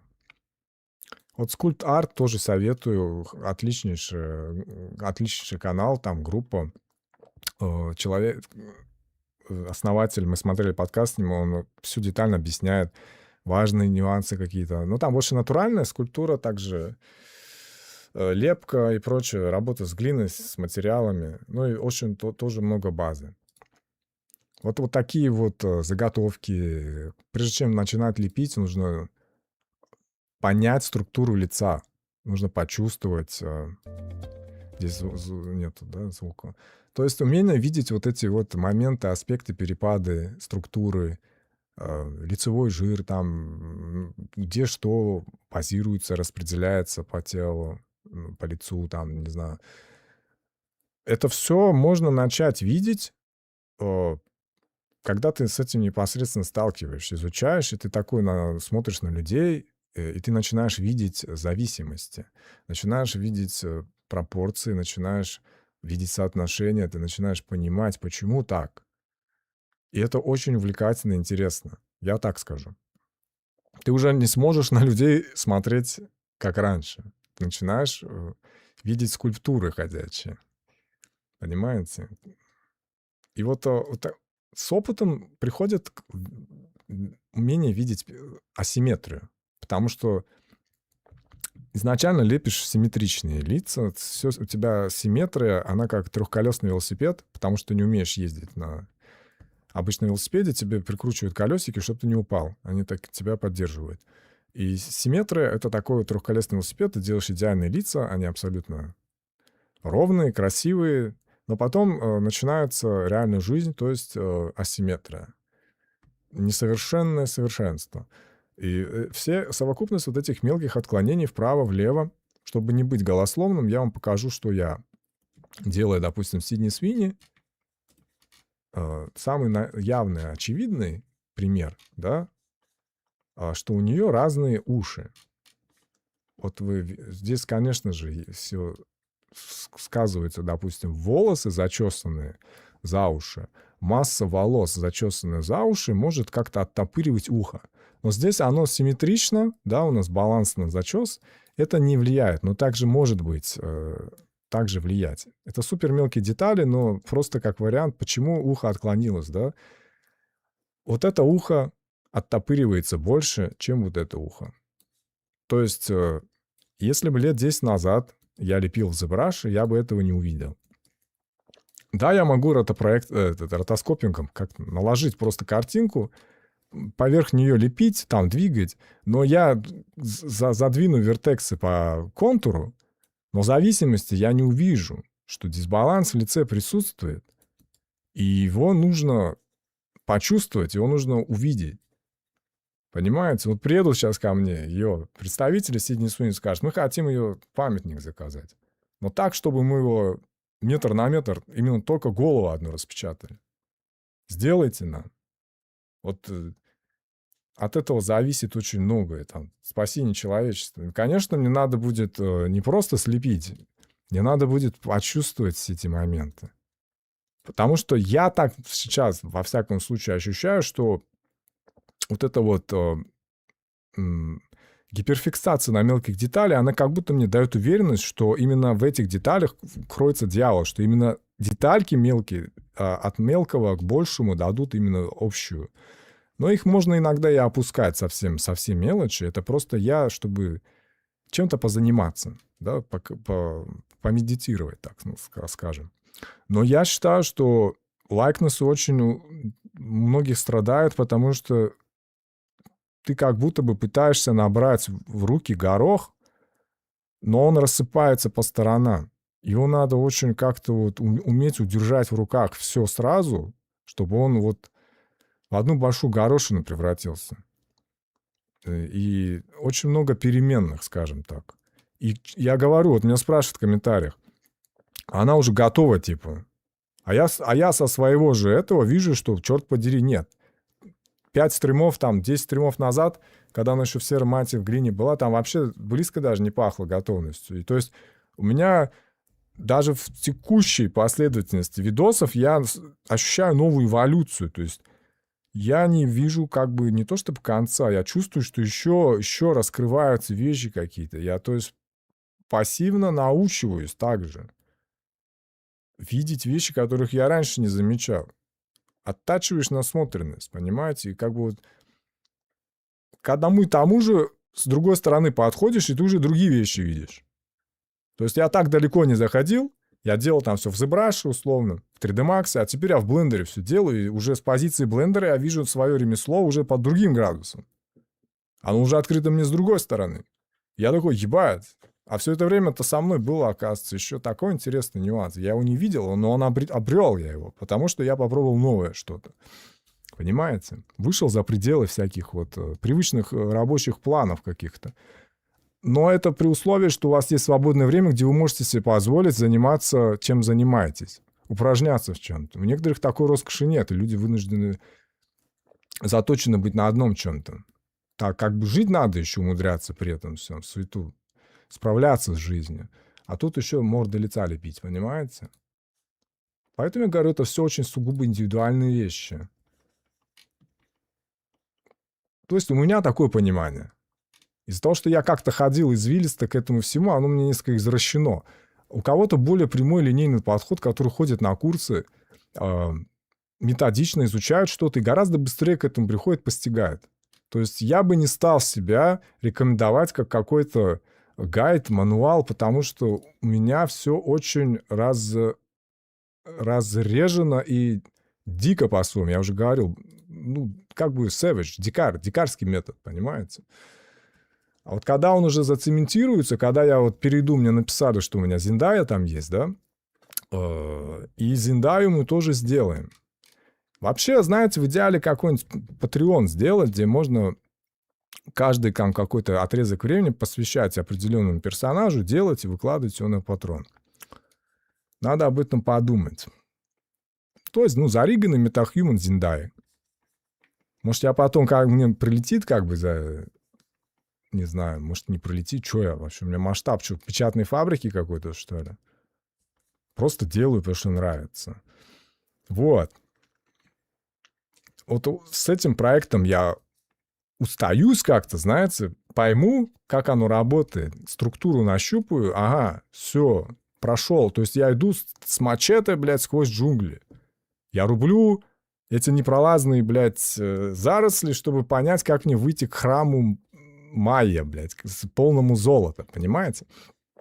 Поэтому, пройдя вот этот путь, я уже знаю, окей, меня здесь на таком-то вот этом отрезке будет ждать вот такая вот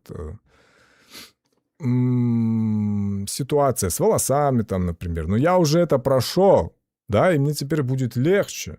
Я уже буду знать, с чем я столкнусь. Все, мне уже не страшно. Я уже ходил, я знаю. Я собаку съел на это, как говорится. А потом уже по накатанной можно этот... Я вообще, знаете, что хочу? Что хочу сделать? Сейчас скажу. Я хочу еще сделать... Я уже говорил на стриме. Мне хочется сделать Люсию из GTA 6. Мне так нравится этот персонаж. Такой балдежный. Хусейн Диба уже ее сделал. Обожаю вообще работу Хусейна Дибы. Он меня вдохновил, он меня побудил вообще делать, что я делаю. Я его очень, очень уважаю. Это крутейший мужик. Вот. Это как бы... У меня идея фикс была. Мне очень, очень хотелось персонажа сделать. И хочется, потому что он классный. GTA 6 это будет бимба просто. Ну, блин. Rockstar это Rockstar ковал мое детство. Этот GTA Vice City, в котором я там столько времени провел. Тоже, знаете, бесследно такое не проходит. Миссию с вертолетиком все знают. Поэтому не удивляйтесь, что я всякими мазохизмами занимаюсь, расставляя реснички, короче. Вот. Ну, Анна де Армас у нас, конечно же. На стримах она есть, вы можете посмотреть. Анна де Армас Джой. Господи, надеюсь, мне не выдаст этот запрещенный материал. И там мы уже, конечно же, с ней сделаем прям... Как у нас задумка? Сделать ей какой-нибудь пулемет, гранатомет, чтобы она ходила налево-направо, раскидывала всех там негодяев. Это вот для этого как бы пошла идея, что надо в Unreal затолкать модель, чтобы она хотя бы что-то делала, помимо того, что бегала. Вот. Да, короче, я так далеко заглядывать-то и не буду, ребята. Я еще это не доделал, а уже губу раскатал. Вот когда сделаю, тогда и поговорим. Логично? Логично. Так что, ну, Зендая уже там сделана, по сути, башка как бы из глины там все видели, поэтому из нее там уже все это подогнать, бейзмеш под нее, метахьюмановский, вообще несложно. Вся та же самая процедура, натягивание бровей, разукрашивать, прически какие-то делать. Знаете, это похоже на куклу Барби, да, девочки играются. Посмотрите, как они ухаживают за ними. Какое удовольствие они испытывают одевать их в платьички, там, мейкапить их, как-то причесочки делать. Это вот схожий процесс, типа, ты создаешь куклу, ты с ней играешься, там, одеваешь, Sims такой, понимаете? Но только гораздо более такая глубокая техника. Надо вот нюансики эти все подцепить, чтобы у тебя получился не Хагрид, да, а Зендая получилась. Получилась Зендая. И вот кто знает, скажите мне, что нужно, где эта финальная точка, что ты понял, что у тебя получилась Зендая. Я уже говорил об этом. Где ты понимаешь, когда надо остановиться. Что вот похоже. Это самое какое-то эфемерное абстрактное понятие. Вот именно его ты и качаешь, короче. Ты куешь его. Это, знаете, такая какая-то буддистская тема. Ты не знаешь, что ты куешь. Невидимый металл какой-то, знаете? То, чего нету, но ты чувствуешь, что оно формируется. Или оно еще не появилось, но ты уже его создаешь, короче. И вот это вот likeness, ощущение похожести, оно откуда-то и оттуда. Как это? Темная материя, невидимая материя, неопределяемая материя. Определить значит ограничить, да, как говорится. Просто какой-то, я не знаю. Не, эти бабушкины бусы, это, конечно, капец. Может, мне сарафан ей сделать? Цыганский музон запустим вообще прям. Тогда придется целый этот табор моделей, блин. С гитарами. с этими делами. Так, should I leave the brush for Blender? No. Как это? Скажите мне. Где модератор мой англоязычный? Куда он делся? Definitely. No. The brush, it's your base. If you start from the brush, it's your base. No need to leave that. You just transfer your knowledge on the new soft. The same techniques, same methods. You just go in another dimension, you know? But all the same, still the same. Remain the same, you know? It's personally, I use the brush for commercial work because I need the brush because it's a workflow which I don't control. It's not, как это говорится? It's not depend from me because it's specifics of my work. But for my personal project, I use only Blender because how I wrote, I love Blender because it fill all my needs, you know? Я запинаюсь. Sorry for my English. I can't speak flawless, but I'm trying. I love Blender because because his universalism, you know, he's flexible. He's flexible and has very, very wide abilities. It is my personal preference. How to say, doing all in Blender because it's like a rave. I don't know how it's saying about this. I just love working in Blender. That's it, and I recommend do it in just. Боже, как же мне тяжело оформить мысли, вы не представляете. Короче, use soft which need your for work, and for personal project use Blender first. Then when you feel the strength in your arms, you know you can transfer all your workflow on the Blender. That's it. Так, слушайте, я забыл, что у меня это окошечко с чатом, оно чуть-чуть подотвалилось, короче. Привет, у тебя в инсте первый рисунок очень похож по стилю, как и мой, улыбнула. Но я не художник и не в сфере 3D. О, спасибо, что в инсту заходите. Я забыл, что инсту тоже пушить надо. Я как бы social media — это необходимость. Вам всем рекомендую качайте social media, появляйтесь везде, делайте то, что делаете хорошо, и тогда оно будет получит свой спот, скажем так. Вот. Качайте вот эти вещи. Шел так. Для Unreal придется же оптимизировать модели, волосы так легко не экспортнуть. У меня был проект, я делал MetaHuman, я все делал в блендере, все волосы оттуда экспортировал, еще даже когда там совсем были траблы с экспортом в Alembic, она еще какой-то сырой, недоработанный был, я 2 ночи совокуплялся с экспортом, но у меня в итоге получилось, и я, в принципе, никаких сложностей не испытал с экспортом, поэтому у меня в голове закрепилось, что я буду там экспортировать из блендера вообще на изи, типа без проблем. Я там и брови, и все, весь волосяной покров замоделил. Я сперва в Xgene сделал, но там тоже очень муторный какой-то гигантский скрипт для того, чтобы все это оформлять в группы, отправлять потом в Unreal. И я когда это все увидел, я сказал, как в том меме, ну нахер. Понимаете? Это изгоняющий дьявола. Я сказал, не, пожалуйста. Я вообще, в принципе, Майю не люблю, хотя я очень долго в ней работал, мне она не нравится. И все, что там вот это вот прикручено через скрипты, оно меня разочаровывает. Я чувствую, что, мне надо скрипт, что ли, какой-то искать. Почему этого нет, встроенного в Майю? Черт подери, алло. Сколько лет этому софту, он еще динозавры на нем работали. Метеоритную бомбардировку уже, наверное, пережил.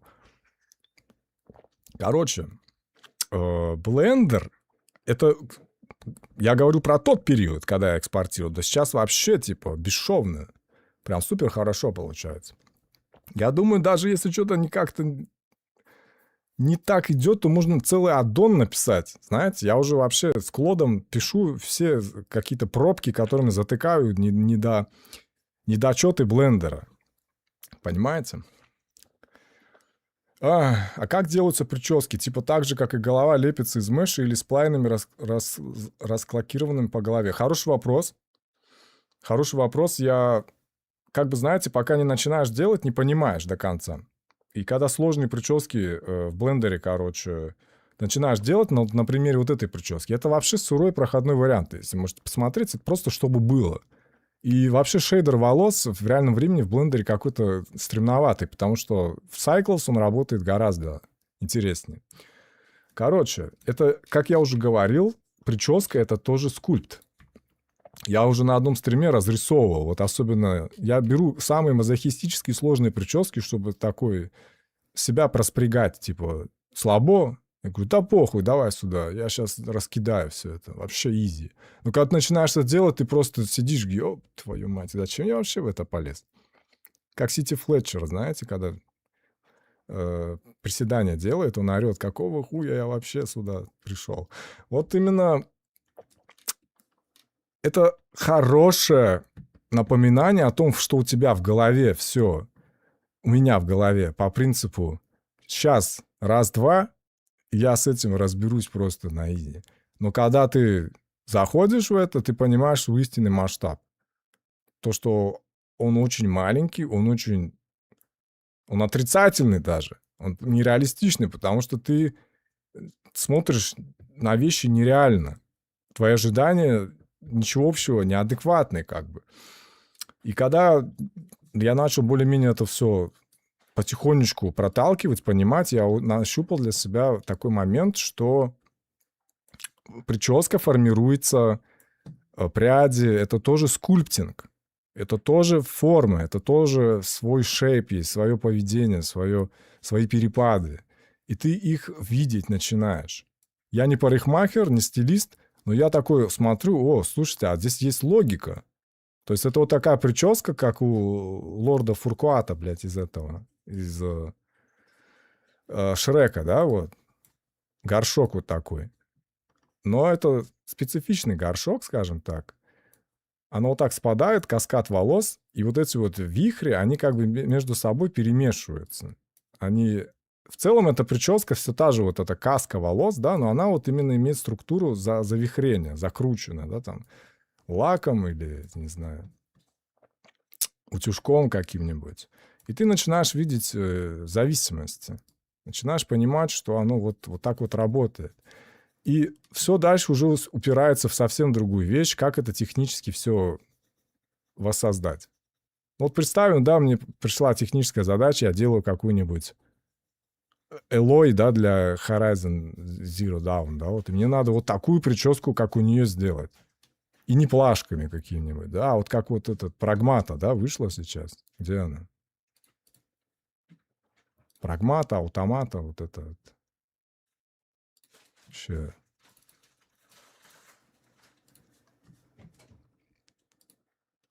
Где же она? Прагмата, да, называется? Прагмата. Вот эти волосы там. То уже плашками как бы не сделаешь. Ну вот представьте, да, вот тебе сказали, сделай. Будешь в Капкоме работать. Логика такая, ну давайте я попробую сделать, типа. И вот тут уже начинается, мозги начинают плавиться. А как мне вот такие сделать прятки, вот такое поведение, вот структуру такую вот? Они сказали, ну сделай. А давайте, может, я по-другому не сделаю. Нет. Такая вот ТЗ такое. Арт-лид там все вот тебе вот сверху спустили, делай вот так. Такой, окей. Вот такой какой-то проецируешь метод, и понимаю, и начинается вот это вот. А как мне это делать, короче? И ты начинаешь пытаться найти вот структуру, чтобы ее потом приручить, оформить. Я поэтому говорю, что я нахожусь в стадии изучения блендера, потому что я не понимаю, как волосы в нем до конца работают. Тот проект, о котором я говорил, что я делал волосы, там была не очень сложная прическа, я чисто интуитивно ее собрал. Но вот какие-то сложные вещи, я уже не говорю про косы всякие, это совсем другой зверь. Там уже надо какие-то интересные решения находить. Мне ввиду технической, как бы сказать, не все технические аспекты нот я понимаю для волос, и мне сложно. Но я чувствую, что я уже понимаю, как это все делать. Можно просто вылепить, можно просто собрать, можно просто там поковырять, а можно еще проще сделать. Я пока не знаю, как еще проще сделать. Поэтому получается вот такая какая-то штука. Ой. Это все то, как я сейчас вижу. Это жизненно тупить так. Настоящий хардкор, волосы в Гудини пилить или шерсть. Я вам, кстати, скажу, на канале у Гудини сейчас вышел какой-то очень крутой курс, как с метахьюманами вообще полный пайплайн, там какой-то сумасшедший вообще по удобству рабочий процесс стал. Там можно и кости, и физику, и все, мягкие ткани, они прям там на изи все считаются теперь. Не то, что считаются, да, что говорить. Я вам покажу. Слушайте, вот что за магия? Ну что за магия? Я включился, сколько часов идет уже? 2 часа. Вы поверите, нет, я даже не то, что 2 часа. Я думал, что минут 40 прошло. Что я сделал? Скачанные серьги и бабушкины бусы. Так, сейчас я отойду на 2 минуты. А вам пока вот это вот запущу. Сейчас я смогу это picture быть. Вітаю, шановні. 7 лет з моменту анонсу DLSS. Обкатані 4,5 їх версії. Трильйони доларів і... Обожаю Амсалат. Прям супер крутой вообще материал. Так, сейчас picture. Мне срочно надо отойти. Срочно. Новая пижонская курточка. Как итог всего этого, первое внедрение нейрорендера. И ты можешь сказать, Салат, ты же перегрелся? Все уже высказались и пришли к выводу, что Nvidia запустила кринж. Старичок, тормози. Я послушал, что набазарили в интернете и понял, что эксперты включили дурака. Потому что такой порожняк гнать на полном серьезе, но это новинка. Сейчас мы с тобой разберем. Почему никакого реализма здесь и не было? Как обстоит вопрос художественным видением? На какие 4 категории DLSS разделит игры? Почему вот эти ушатанные кабины вообще не проблема? И как тебя практически во всем нахлобучили аналитики с Ютуба? Я прикололся с того, что какой-то пассажир маякнул Nvidia и спросил, мол, в кадре с DLSS у героини нарисовался мейкап. По лору игры Грейс это персонаж с травмой, которая расследует убийство в том же отеле, где шлепнули ее матушку. И в оригинале наш импат жестко чувствует весь вайб. Он проникается, понял? А DLSS залупил ей какой-то левый мейк, которого в оригинале нет, из-за чего кажется, что она выдвинулась на блядке. И уже возникает совсем другое ощущение от сцены. И мужик базарит здраво. Неудивительно, он сидит в очках, а значит эксперт. Разрабы не провтыкали бы такую деталь. Подруга замерзла только при названии отеля, а ломиться туда в парадном не камильфо. Но только наш лейтенант Коломбо слегка провафлился с выводом, потому что в оригинале мейк как раз и присутствует. Из-за чего у меня вопрос к его очкам. Пацаны, что не работаем? И прикидываешь мем, когда балбесы уже из пальца высасывают свои тейки, лишь бы доказать, что DLSS лезет куда не надо. Это обсуждают на Западе, приходит сюда, а нормальная предъява всю дорогу была под носом. Волосы. Не те, что под носом. Темные корни. По факту нейронка изменила цвет волос, и те, кто добил резик до конца, шарят, в чем замут и несостыковка. Это явно серьезнее, чем на полтона насыщеннее губы. И как те уровень аналитиков, которые повыползали дефать художественное видение. Ну понял, то видение, благодаря которому вспотнувшая и обоссавшаяся от страха Грейс, которая буквально минуту назад тулила под дождем, торгует тупо сухой пачкой, на которой нет абсолютно никаких деталей. Ну шаришь, то видение, в котором спонсорский Порше не едет, а плывет по прямой траектории, без какой-то маломальской работы с подвеской. Но та художественная задумка, эти тени на солнце сразу проваливаются в черноту. Или фильтры для Старфилда, модное отключение которого до сих пор висит в топ-10. И таких моментов по всем играм до жопы. Это я говорю за конкретные косяки. А что в целом стоит за художественным видением, то вообще забей. Давайте курсану по этому вопросу немного, бо сейчас такой кипиш поднялся по этой теме, что по количеству защитников у разрабов их теперь больше, чем у телеги. Результат, который ты видишь, далеко не всегда значит, что это именно то, что хотели тебе приколоть художники. Поясняю. Для того, чтобы ты увидел в игре тот или иной ассет, он может проходить херово тучу итераций правками с несколькими ступенями для утверждения утверждения. На старте это внутренняя модерация артистом через призму своего опыта. Потом это лид, который оценивает, можно ли это пускать дальше или нет. Потом арт-дир, который опрувит. И замени хотя бы одного из них, даже самого моделлера, концептера и так далее. Финальный результат будет уже другим. Не глобально, но другим. Арт-дир не может выбить один и тот же концепт от разных художников, потому что он опирается на их работы и дает правки по ним. Да, по концовке в какой-то степени они бы приблизились к чему-то похожему, но они не были бы идентичными. Ты можешь сказать, мол, за этим балаганом следит босс, он не допустит такого беспредела. Работа будет идти, пока он не скажет стоп. И это стратегически верный поинт. Но тут вот какая делюга. Капитан смотрит на то, какой вклад в ощущение вносит тот или иной аспект, и как они сочетаются друг с другом. А большинство самих этих вещей скидываются на более узких бродях, арт-директоров, супервайзеров, которые в этом волокут кропаль больше. Но даже у них есть абстрактный допустимый порог, который похож на то, что хотели бы показать разрабы. В этих рамках абсолютно любой результат устроит всех типов, что принимают по нему решения. И под руководством разных верзил получится разный итог, который попадет в финал. Одно тело приняло бы один результат, а другое другой. Ты в натуре думаешь, что если бы этот таск дали не мне, а другому быку, у него бы не принимали взрыв, пока он не вышел бы точь-в-точь, как у меня. А если бы я сделал его на 10 сантиметров выше, его бы завернули? А если на 40? А на метр? Выхватываешь концепцию. Чем дальше от условной границы, тем выше шанс словить правку. И если бы я сделал его выше, допустим, на 10 метров, то тогда его бы отправили на переделку. А увидеть то, как мог бы сделать этот же таск другой туземец, не вариант, потому что отстегивать лаве за выполнение одной задачи 2 раза вообще не в кассу. Это тебе не PvP заруба, где вы соревнуетесь, у кого получится результат лучше за пачку замолодей. Этот процесс больше похож на PvP, где каждый воин, вкачавший свою ветку прокачки, собирается в отряд из таких же типов, и они вместе ломятся гасить здоровый проект. Если тебя прикалывает такая аналогия с RPG-механиками, то чеши в Retry School. У них все обучение в 3D завязано... Подождите. Тихо. Изи. ниже. Есть буквально в каждом аспекте. В каких-то местах он больше, в каких-то меньше. Ты не думаешь, Заверните мне одну Сидни Суини, пожалуйста. Да, надо еще взвесить перед этим.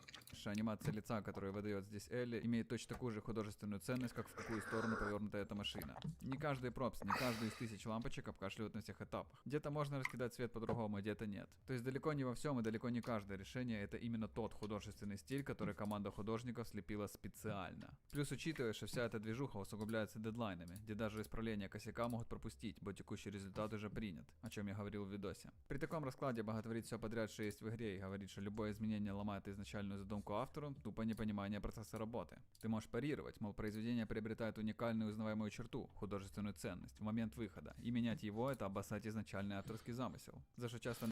Вот, кстати говоря, я вчера заходил на Pinterest. Я хотел... Мне надо зубы сделать. У нее же зубов здесь... Они есть, но только... Сейчас.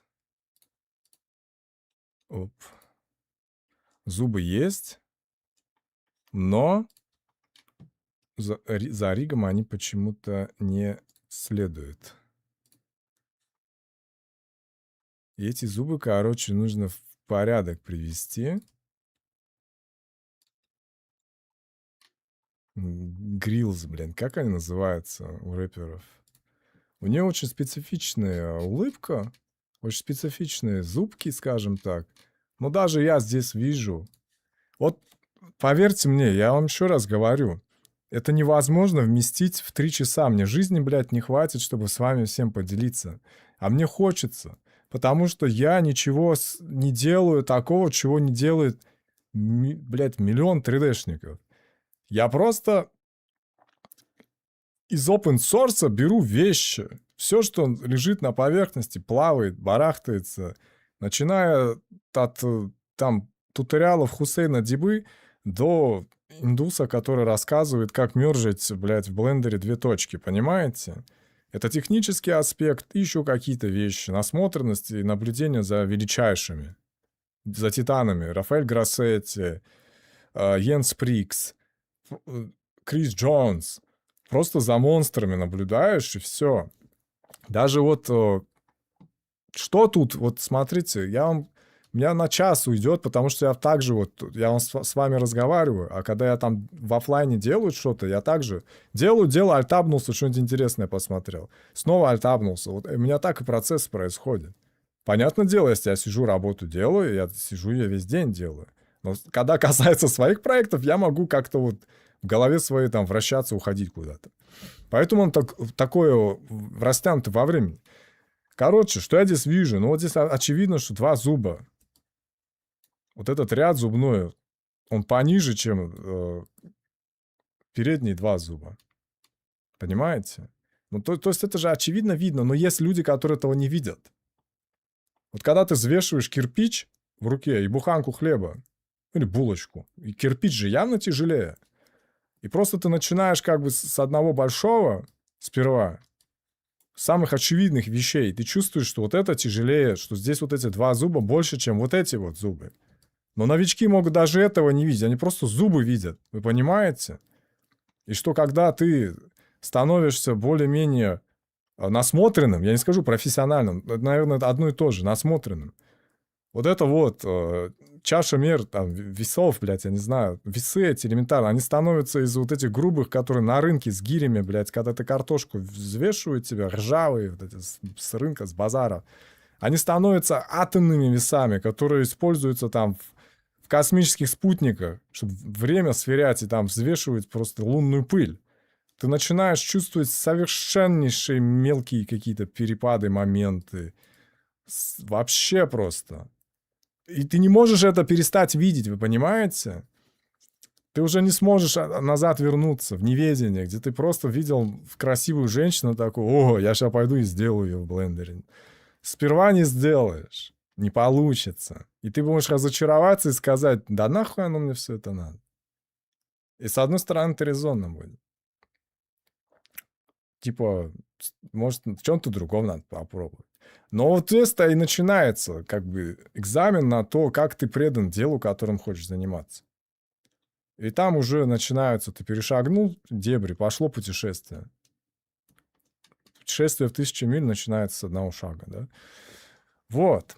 Короче, ты просто начинаешь видеть вещи, ты уже не можешь их не видеть. Они тебе покоя не дают. Ты начинаешь понимать, что, блядь, ну, я вижу, что у нее разные вещи какие-то в лице. Ты уже, твой внутренний апрувер не даст, не позволит пропустить несоответствие какое-то. Да даже вот сейчас я на нее смотрю, я как кучу вижу... Ой, господи, эти зубы. Я кучу вижу вещей, которые еще нужно, блядь, ковать и ковать, потому что процесс, который я показываю, промежуточный, а не сразу готовая сидни свиньи, понимаете? Вот. Она смотрит с презрением, короче. Вот, понимаете? Я просто не могу отпустить вещи вот с такими вот очевидными разницами, если я их не разберусь с ними. Вот и все. А это вот... На это очень много времени уходит. Я не буду сейчас на ArtStation заходить, показывать в разделе новые работы, как люди хотят, им нравится, они заражены процессом создания портретов, они делают любимых актеров. Я половину всех своих моделей сделал, потому что я вдохновлен был фильмами, в которых они снимались. Это преимущественно актеры. Ну, персональные проекты мои. Мне нравились они, я хотел вот их... оставить как-то, связаться каким-то, вот наитие какое-то происходило, я хочу связать чувство с портретом каким-то, вот что-то такое создать, сделать. И движимые похожим чувством, как мне кажется, люди, они пытаются, и у них не получается не потому, что они плохие, а не потому, что еще не научились этому. Никогда нельзя говорить, что кто-то делает хуйню какую-то. Что ты лепишь шнягу, парашу какую-то? Иди отсюда. Это может убить человека. Он может сломаться. Он движим любовью, он хочет делать вещи, а ему по рукам бьют. Так нельзя, поэтому надо говорить, у тебя получится, сейчас у тебя не получается, но потом получится. Делай просто. Либо как бы не делай, но занимайся уже другим тогда чем-то. Типа, тут тоже надо ответственность нести за свой выбор, понимаете? Поэтому... Возвращаясь к теме ArtStation, там люди делают, лепят, и их нельзя за это винить, их нельзя, это творчество происходит. И они делают на своем уровне. Они делают на том уровне знаний, на том... вот знаете, в играх же есть глубина... вот ты играешь какую-то игру, там в настройках можно выставлять мне просто нужно, так сложно сказать, дальность прорисовки. Да, вот ты ставишь 50%, и ты дальше 50% ничего не увидишь в игре. Оно не будет отрисовываться, чтобы твою карту не мучить, память не забивать. И когда ты на маленьком каком-то уровне, ну это масло масляное, черт подери, у тебя 10% условно, ты видишь просто лицо. Вот когда у тебя дальность прорисовки увеличится, ты становишься дальновидящим. Ты туда, за голову заглядываешь, потому что ты можешь уже представить ее в пространстве, что если у него такая лампообразная голова, лампочка, да, то она как бы, структура у нее, в принципе, в пространстве такая лампообразная. Ты как бы четырехмерное мышление обретаешь. Ты выходишь дальше за какие-то вещи. Ты там уже вот можешь себе за спину посмотреть, условно говоря. Но я утрирую, конечно, это все тавтология. Просто у этих людей, у этих новичков просто не хватает не накачанного зрения, дальность прорисовки, отрисовки, и все. Они не плохие, они не хреновые, они просто рано или поздно научатся. Я как-нибудь выложу, покажу, что у меня было сделано когда-то. И я с умилением смотрю, как на детские фотографии какие-то. Просто чисто машинально навык заточился под бошки, блядь, в 3D, и все. Здесь ничего сверхъестественного нету, как бы, понимаете? Вот если возьмите кусок гранита, блядь, с мрамора, квадратный, крутите его, вращайте его там, я не знаю, бесконечно долго, он рано или поздно отполируется до сферы, черт подери. Просто потому, что время как фактор сработает. Если одно и то же делать, рано или поздно оно дырку, блядь, продырявит, понимаете? Какая-то такая вещь, я не знаю. Hi from India, hi from Ukraine, hi from Uzbekistan, hi from planet Earth. Я мечтаю быть как Крис Джонс. Мечтайте быть как вы. Будьте собой. И вы будете лучше, чем Крис Джонс. Do you also freelance? No, I'm full employment, full, как это говорится? Full time right now. Крис Джонс — это герой не нашего времени. Крис Джонс вообще послан был из будущего, как этот Терминатор. Мы еще не осознали, на самом деле, пришествие Криса Джонса как 3D-шника. Его надо будет изучать потом.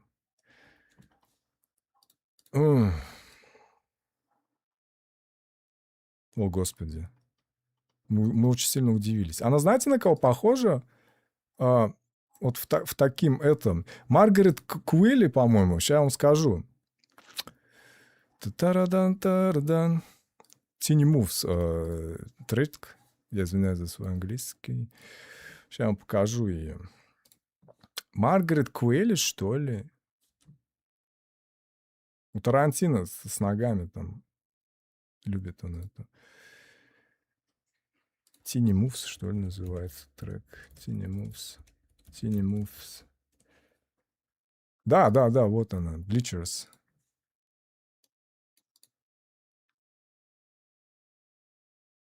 Вот у нее крупным фейсом есть здесь.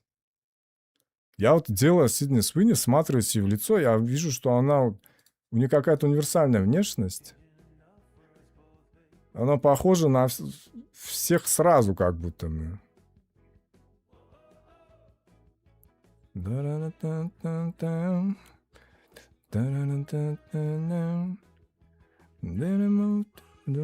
О, боже, я обожаю этот трек.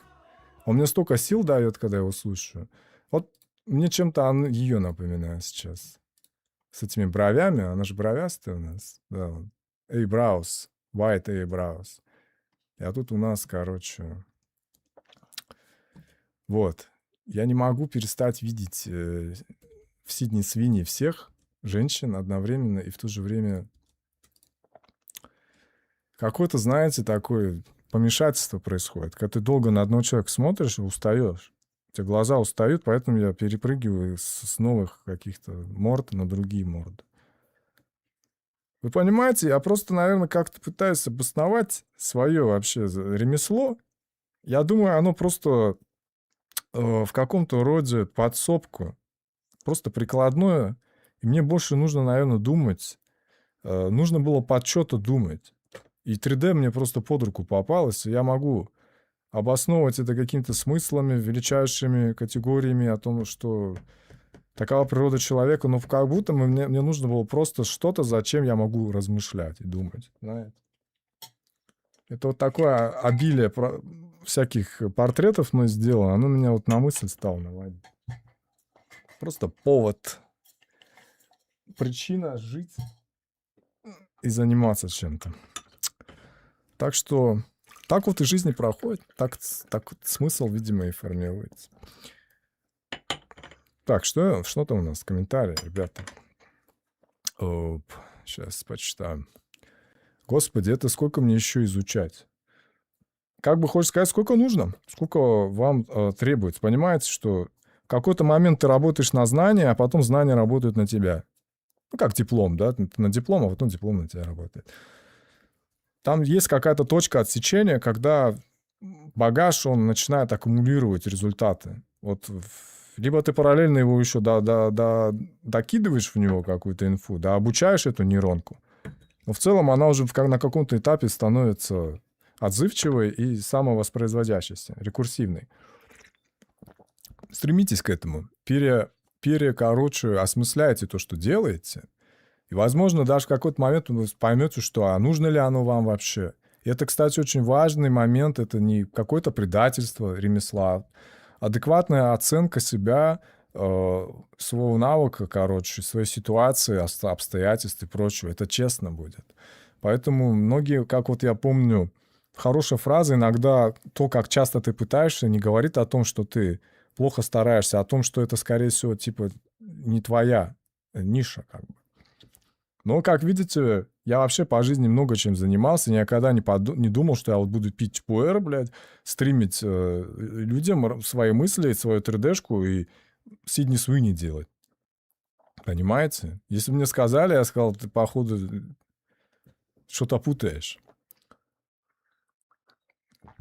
Так что, наверное, все-таки не все так однозначно.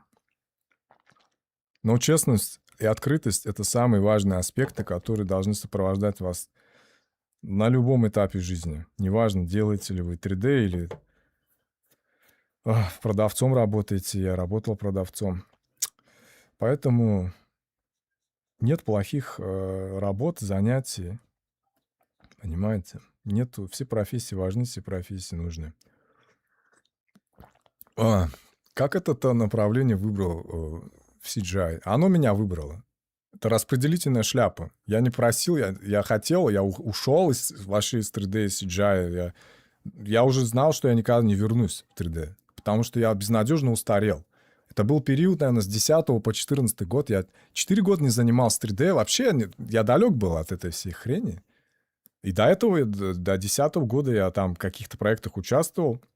У меня брат занимался всем этим. Я его научил 3D, он из 3D перешел в CGI, VFX, и там, короче, работал. Я там ему делал какие-то 3D-шки вещи. И то даже у меня не было такого плотного... Я потом... Вообще, я музыкант по образованию, в консерватории учился. Понимаете? У меня диплом звукорежиссера. И я даже подумать не мог, блин. Но я все равно к этому пришел. Я снова здесь, понимаете? Я не знаю, как это охарактеризовать. Неисповедимы пути Господни, понимаете? Поэтому это CGI меня выбрал. Какая-то великая сущность общается со мной через 3D-пространство.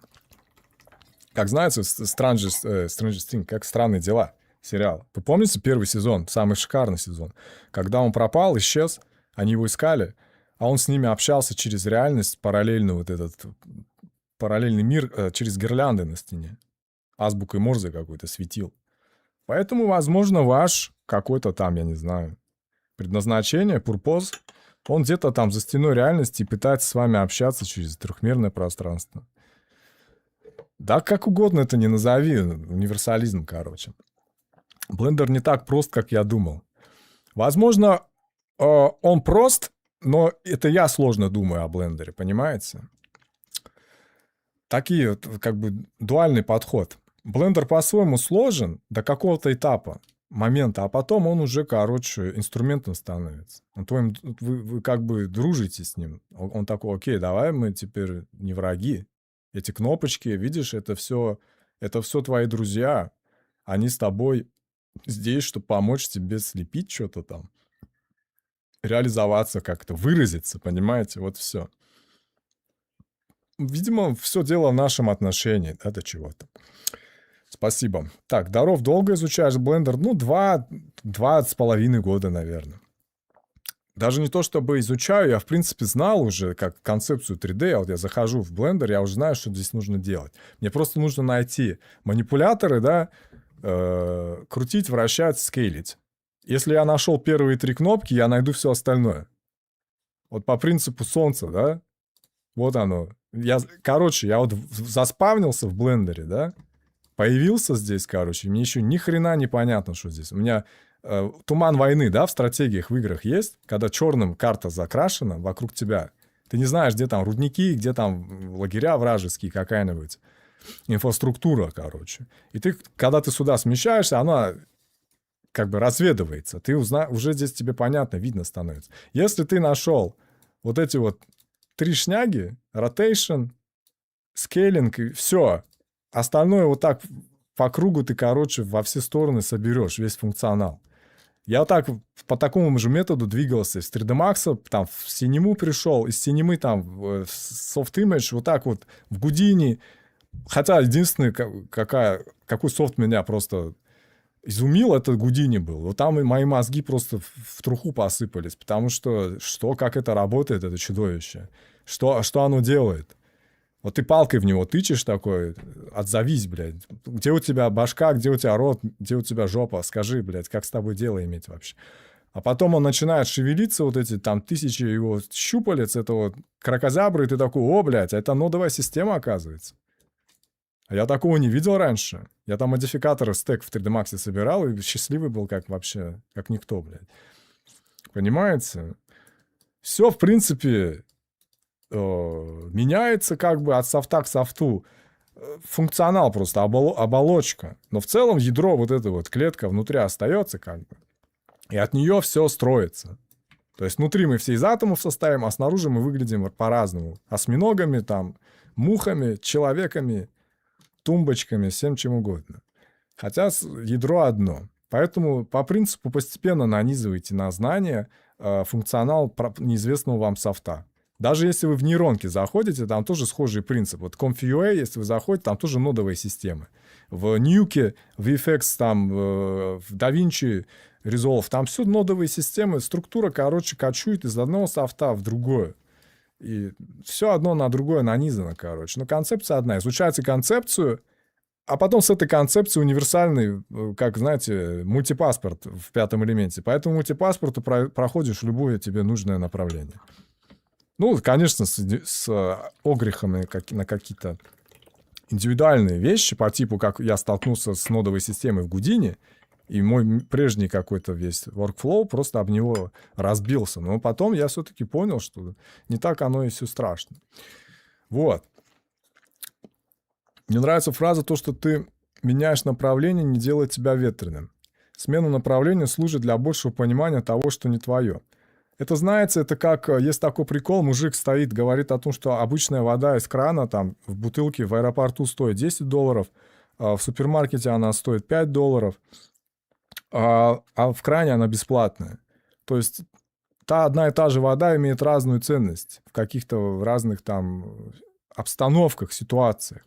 То есть не учитывай свою ценность в зависимости от обстановки, которая тебе эту ценность устанавливает. Ты сам должен как бы цену этой воде знать. Будь водой, как говорил Брюс Ли.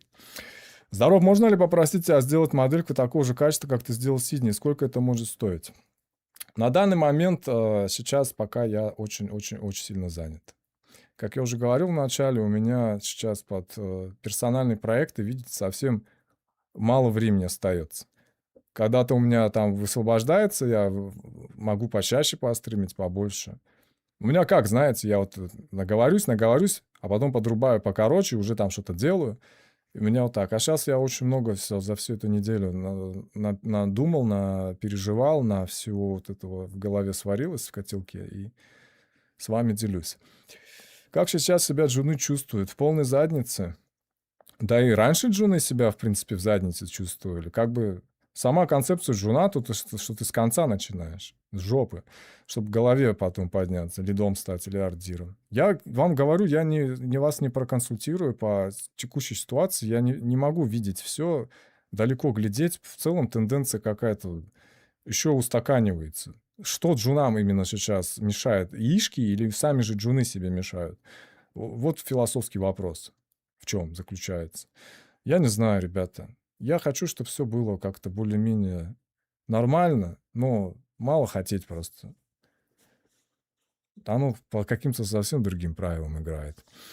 Привет, моделирую в ZBrush и Maya. Сейчас делаю первого персонажа для портфолио. Делаю уже 3 месяца. Учусь параллельно. Что хотел спросить? Долго по времени пересаживаться с Maya на Blender? Да нет, опять же, весь вот этот функционал Maya легко переносится в Blender. А, вы даже можете себе скачать кастомные эти уишки, как они называются, цветовую палитру себе просто сделать под Maya, чтобы бесшовно происходил процесс переадаптации с одного софта на другой. Вы даже можете забиндить себе все хотки какие-то на удобные. Так, подождите, господи. Так Blender же, когда при первой установке, он позволяет тебе выбрать раскладку клавиатуры, ориентацию в зависимости от софта, из которого ты пришел. Поэтому feel free about this. Спокойно переадаптируйте. Смелее, не бойтесь как бы. Я в Blender заходил с палкой, я вам говорю, я до сих пор тыкаю и бью ей по вещам, которые не понимаю. Типа, как, ну, сейчас я вам покажу. Мое этот... боже, блядь. Орангутанг с этим, с пилой, блядь, пилит палку. Это Дэвид Аттенборо, National Geographic, они там изучают. Горилла, его не горилла, орангутанг молотком гвозди забивает, короче. Здесь вот таким методом заходишь, как бы трясешь это дерево, что с него падает в первую очередь, это вот то, что тебе понятно, как бы. Окей, манипуляторы, модификаторы и все. А потом на проверку оказывается, что это в принципе то же самое. Просто по-другому выглядит. Но опять же говорю со своими нюансами. Это все надо индивидуально чувствовать. Это ваше все чуйка какая-то, знаете. Понравится, не понравится. Люди вон в 3D Max делают до сих пор. И спокойно себя чувствуют. Хотя меня в 3D Max уже не затащишь ни за что. После блендера это, блядь, ну... Когда ты ездишь на чем-то очень быстром, пересесть на ноги как-то. Ну, ничего плохого в ходьбе нет, но это совсем другая как бы категория. Я не вернусь в 3D Max. Только при необходимости какой-то. У меня какая-то травма, блядь, с 3D Max, потому что я в нем интерьеры все постоянно делал, ну его нахуй. А софт отличный. 3D Max — это мой первый софт, с которого я пришел вообще. Он открыл для меня мир. Так, сейчас я чатик почитаю еще. Я себе, как в скетчапе, сделал ориентацию. Боже, hi 4Ace. Hi. Я в 3D сидел еще до поступления в художественный колледж. Мне это очень помогло в построении, в принципе, пространственное мышление развилось. Да, абсолютно. Причем якобы у мужчин лучше навыки построения по памяти в пространственном аспекте какие-то по памяти могут лучше ориентироваться в пространстве, потому что, ну, мы как бы по роду эволюционной деятельности своей должны были ориентироваться там в скалистой местности, где козлы там, которых можно поохотиться, где они там тусуются, ущелья, чтобы мы знали карту, короче, в голове. Это у нас как бы такой аспект встроенный в голову, и нам как бы легче в 3D переходить. Но опять же говорю, это все никакой роли не играет, когда до какого-то этапа это, возможно, даже просто, я не знаю, надуманная вещь. Все может быть. Но, типа, это никакого значения не имеет. Я столкнулся с неким сексизмом в одном чате, где там в отношении девочек 3D-шниц, 3D-художников, художниц, был типа, смотрите, как девочка, ну, я извиняюсь, баба делает. А какая, собственно, разница, кто делает? Это, извините меня, она делает лучше всех вас вместе взятых, которые мусолят ее. Какая разница, типа? Поэтому 3D для всех. Ему, блендеру, абсолютно насрать, какой ты там на другом стороне экрана. Будь ты хоть там сферический конь в вакууме, как говорится. Блендер — это инструмент. Так, если вы там слышите, что я говорю, ты, это я к себе обращаюсь. Я ты, когда в контексте ты, я говорю сугубо свой опыт индивидуальный насчет вещей. Так что не подумайте, если что. В блендере есть layout майки, да. В общем, никаких проблем особо нет. Вопрос, наверное, одного месяца. На самом деле, многие слишком заморачиваются по поводу конкретного пакета. Важен не софт, а абсолютно. И много раз я буду это говорить. Человек, если с Zebra пересадить в блендер, ничего критичного не произойдет. Он просто примет его ограничения и будет работать вокруг них. Но умение работать будет с человеком. Exactly. Абсолютно. Понимаете, мы очень много времени тратим как бы в общении с друг другом, будучи вообще сообществом людей кооперированным. То, что мы объясняем базовые вещи друг другу. Вы понимаете, насколько все плохо, что если в нашем комьюнити 3D-шном, творческом, надо базовые вещи, блядь, проговаривать, что софт — это посредник. Если я делаю говно, извините меня, в 3D Max, я и в блендере буду делать такую же хуйню лепить. Это не про софт вообще. Софт — это посредник, это мужик, которому ты даешь купюру, передайте, блядь, маршрутчику за проезд, блядь. Купюра от этого не меняется. Понимаете? Навык — это купюра. Какой у нее номинал? Вот что важно, блядь. Как этот говорил, Паша Тех стоит, там какие-то копейки, блядь, свои дрочь. Вот номинал важен. Истинная стоимость, ценность навыка, короче. Главное, чтобы это был не 3D Max. Ой, блядь. Дедушка 3D Max. Я иногда слезу скупую пускаю, глядя на него. Это моя колыбель. Дедушка 3D Max выховал меня, просто взрастил. И как в том меме с ниндзя-черепашками ниндзя, Сплинтер их там сперва маленьких черепашат ведет, а потом уже они выросли, он такой маленький и старенький, и вообще щупленький, и они уже его за руку ведут. Вот 3D Max, он такой. Эх, блядь, у меня сейчас зияющая ностальгия в душе моей.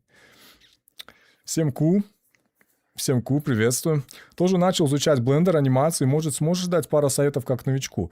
О, отлично. У меня в Телеграме, в моем паблике есть мой опыт об анимации. Я анимировал модель. Я там все расписал. Я, наверное, даже рад, что я задокументировал этот опыт. Я вернусь к анимации, но я теперь уже буду полноростового, метахуманообразного делать анимацию, потому что я выложу, наверное, на YouTube. То, что я санимировал, сделал, оно в YouTube есть, в Телеграме есть.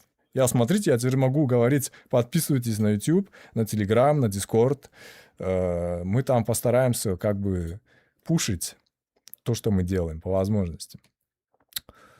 Как советов как новичку, основное правило анимации, основополагающее, что анимация — это не про движение объектов в пространстве, а про сделать их живыми.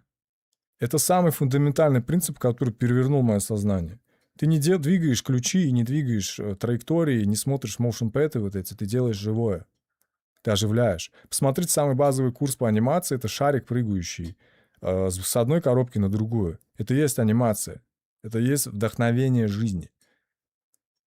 Вдохнул жизнь, блядь, в статичный куб в блендере, который вы запускаете. Это коробка стоит, которую все удаляют. Заанимирую ее так, чтобы он, блядь, сказал, ожил, понимаете? Вот это анимация про это.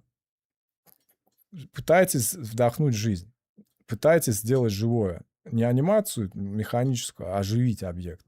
И тогда вот этот принцип, он будет поддерживать. И плюс хороший канал есть. Я забыл, как его зовут, француз. Аниматор. Там сразу можно пробить его в YouTube. Если Blender Animation туториал, он сразу выйдет. У него просто сумасшедшие курсы, фришные курсы о том, как делать анимацию в блендере. Полный спектр всех нюансов. Человек просто рассказывает, как он делает анимацию. Никаких секретов, ничего. Ну, курс есть платный какой-то. А в целом он всю базу дает. Он дает удочку. Он дает не рыбу, которую ты съел один день сытый, он дает удочку, которую ты будешь ловить себе рыбу сам. Вот такой, как сказать, подход. Михаил, ошибаешься, сейчас в студии вообще по барабану, чем ты делаешь модельку. Главное, чтобы до дедлайна все было сделано согласно ТЗ. Да. Damn, you're so good at this. Thank you. I'm still trying to improve myself. Так, знаете, мне здесь в блендере очень нравится вот эта цветовая палитра. Я очень люблю, блядь, их мучить, эти палитры. Как будто, если я что-то поменяю, все поменяется. Секундочку.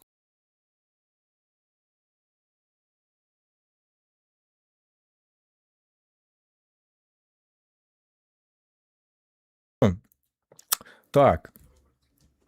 Я, короче, обожаю эти фильтры мучить. Они как бы на то и фильтры, да, то, что они какое-то наложение делают, и все так сразу красиво становится. Аж прям, уф. Короче, ребята, я что думаю, блядь?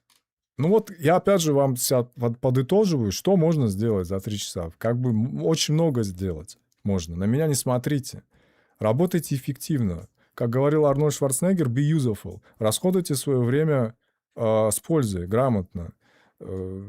Максимальную выгоду извлеките из него. За час будьте максимально продуктивными. 80% делайте, 20% отдыхайте в течение часа. Тогда все получится. Ну, как Вантус, блядь, проталкивает засоры.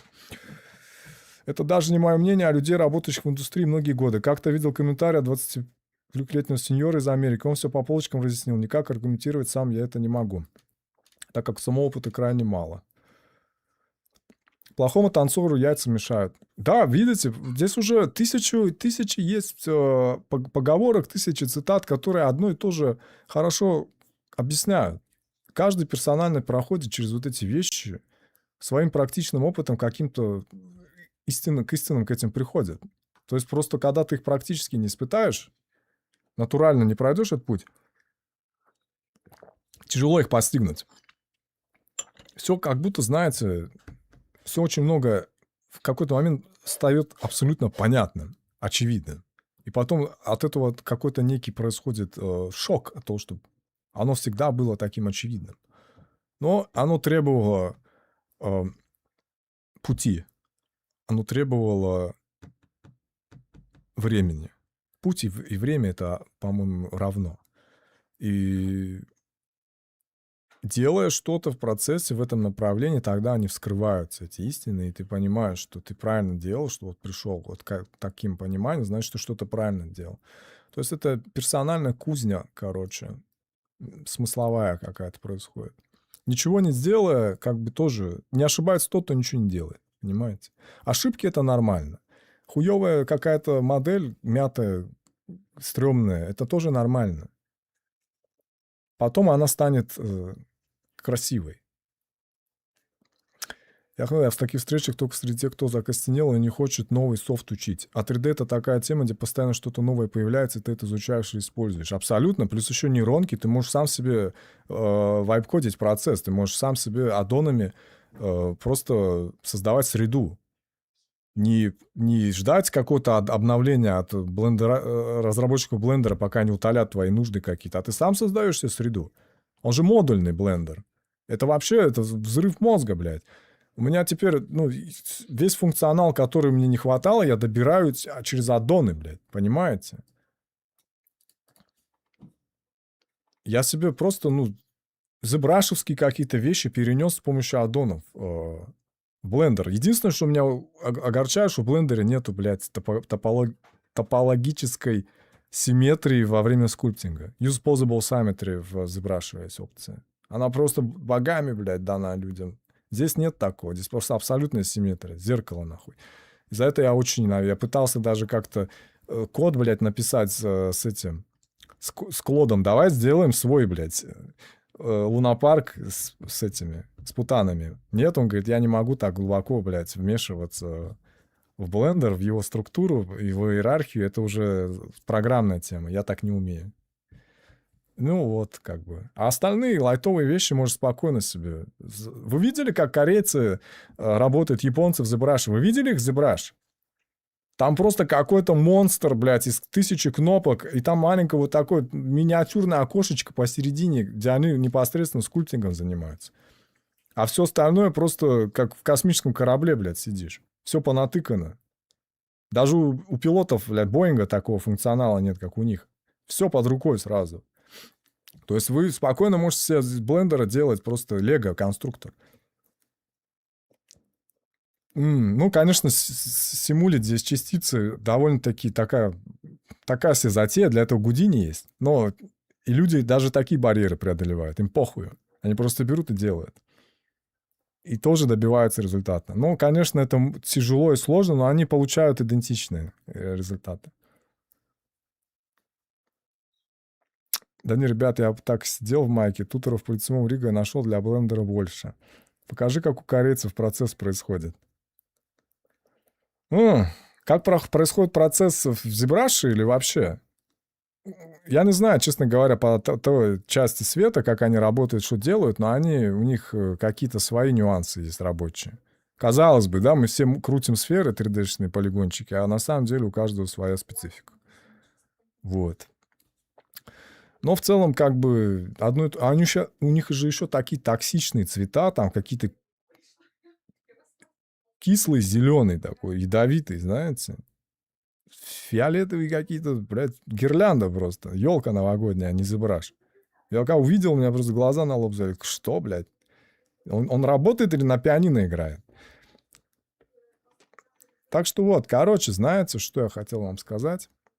У меня тут второй стример заступает на стриминг.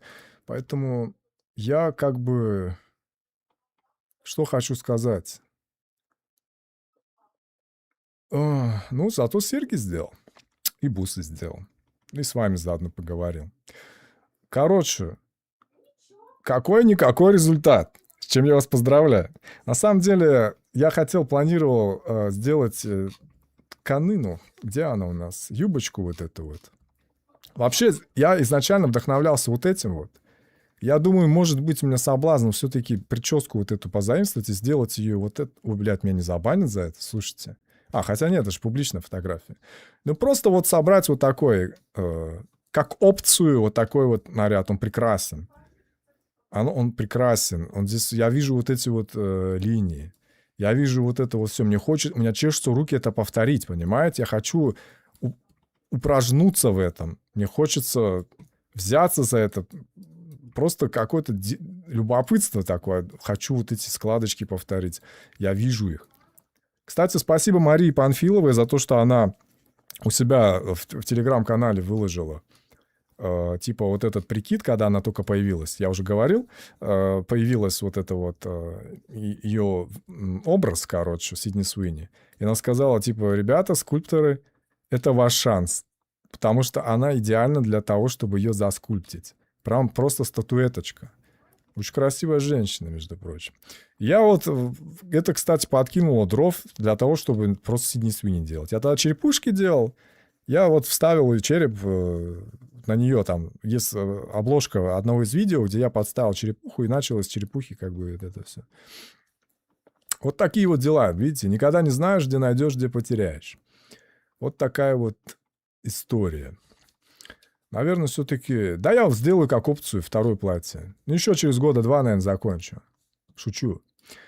Короче, как вы понимаете, в офлайне у меня тоже вещи двигаются. Я не всегда могу стримить, потому что мне тяжело, потому что я устаю. Я еще, походу, и старею, потому что на меня погода начинает влиять. Как бы хорошо у меня есть чай пуэр. Хорошо, у меня есть такая замечательная компания.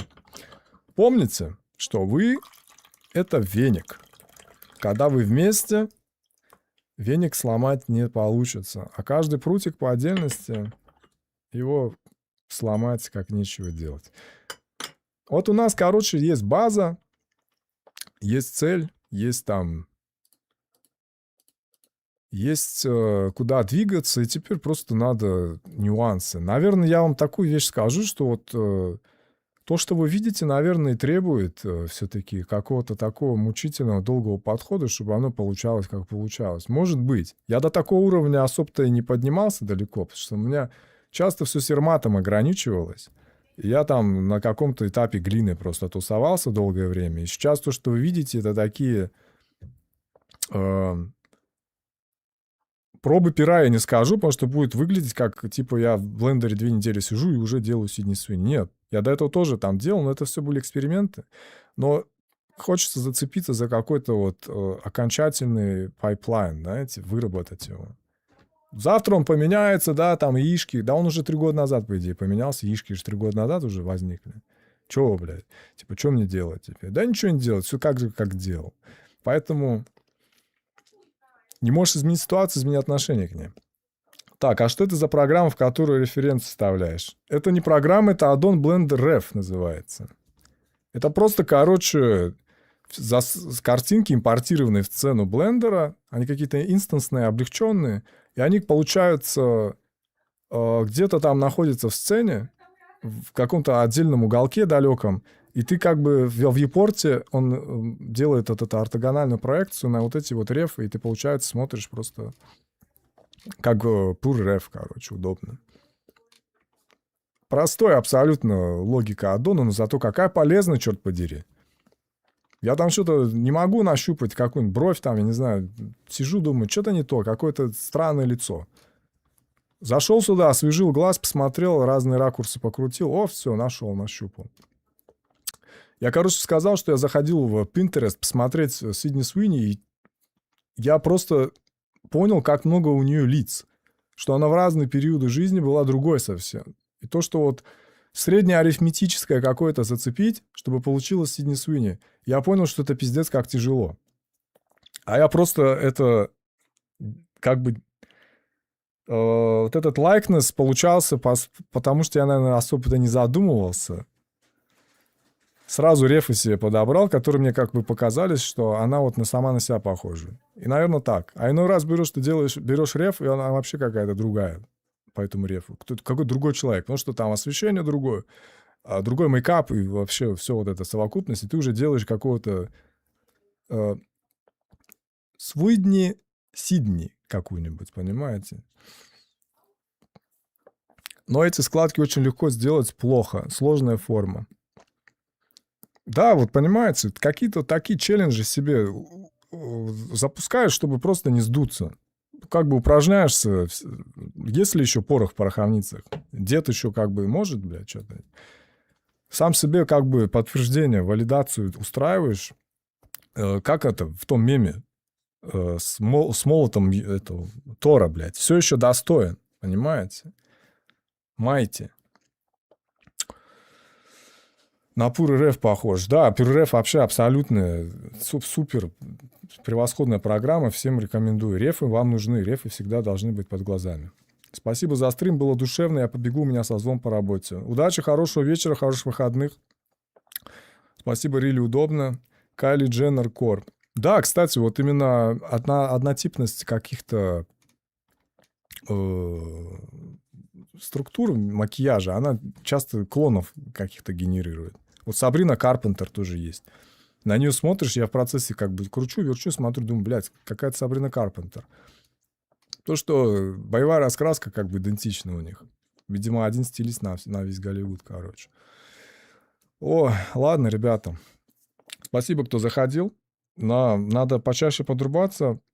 И я почему подкасты слушаю на фоне, они там идут, я что-то делаю. Но поскольку вас больше стало, и вопросы хорошие, интересные, за что я вам очень благодарен, спасибо. Надеюсь быть кому-то полезен, что кому-то что-то там стало яснее хотя бы на грамулечку. Поэтому двигайтесь, делайте то, что любите, и любите то, что делаете. Спасибо за стрим, хорошего дня. И вам спасибо, ребята. Давайте увидимся. Я подрублюсь еще. И, как говорится, новый день, новый результат, новый прогресс. Что-то надо все-таки делать. Это основной кредо. Всем спасибо. Спасибо, кто заходил, смотрел. Подписывайтесь. Ставьте колокольчик, если кому-то интересно послушать, посмотреть. Придерживаемся хоть какого-то прогресса и стараемся быть чуть лучше, чем мы были вчера. Тогда все более-менее будет получаться. Всем спасибо, берегите себя, обязательно следите за своим здоровьем, занимайтесь физкультурой, цените себя, любите себя, всех вокруг, и все будет хорошо. Всем спасибо, до новых встреч.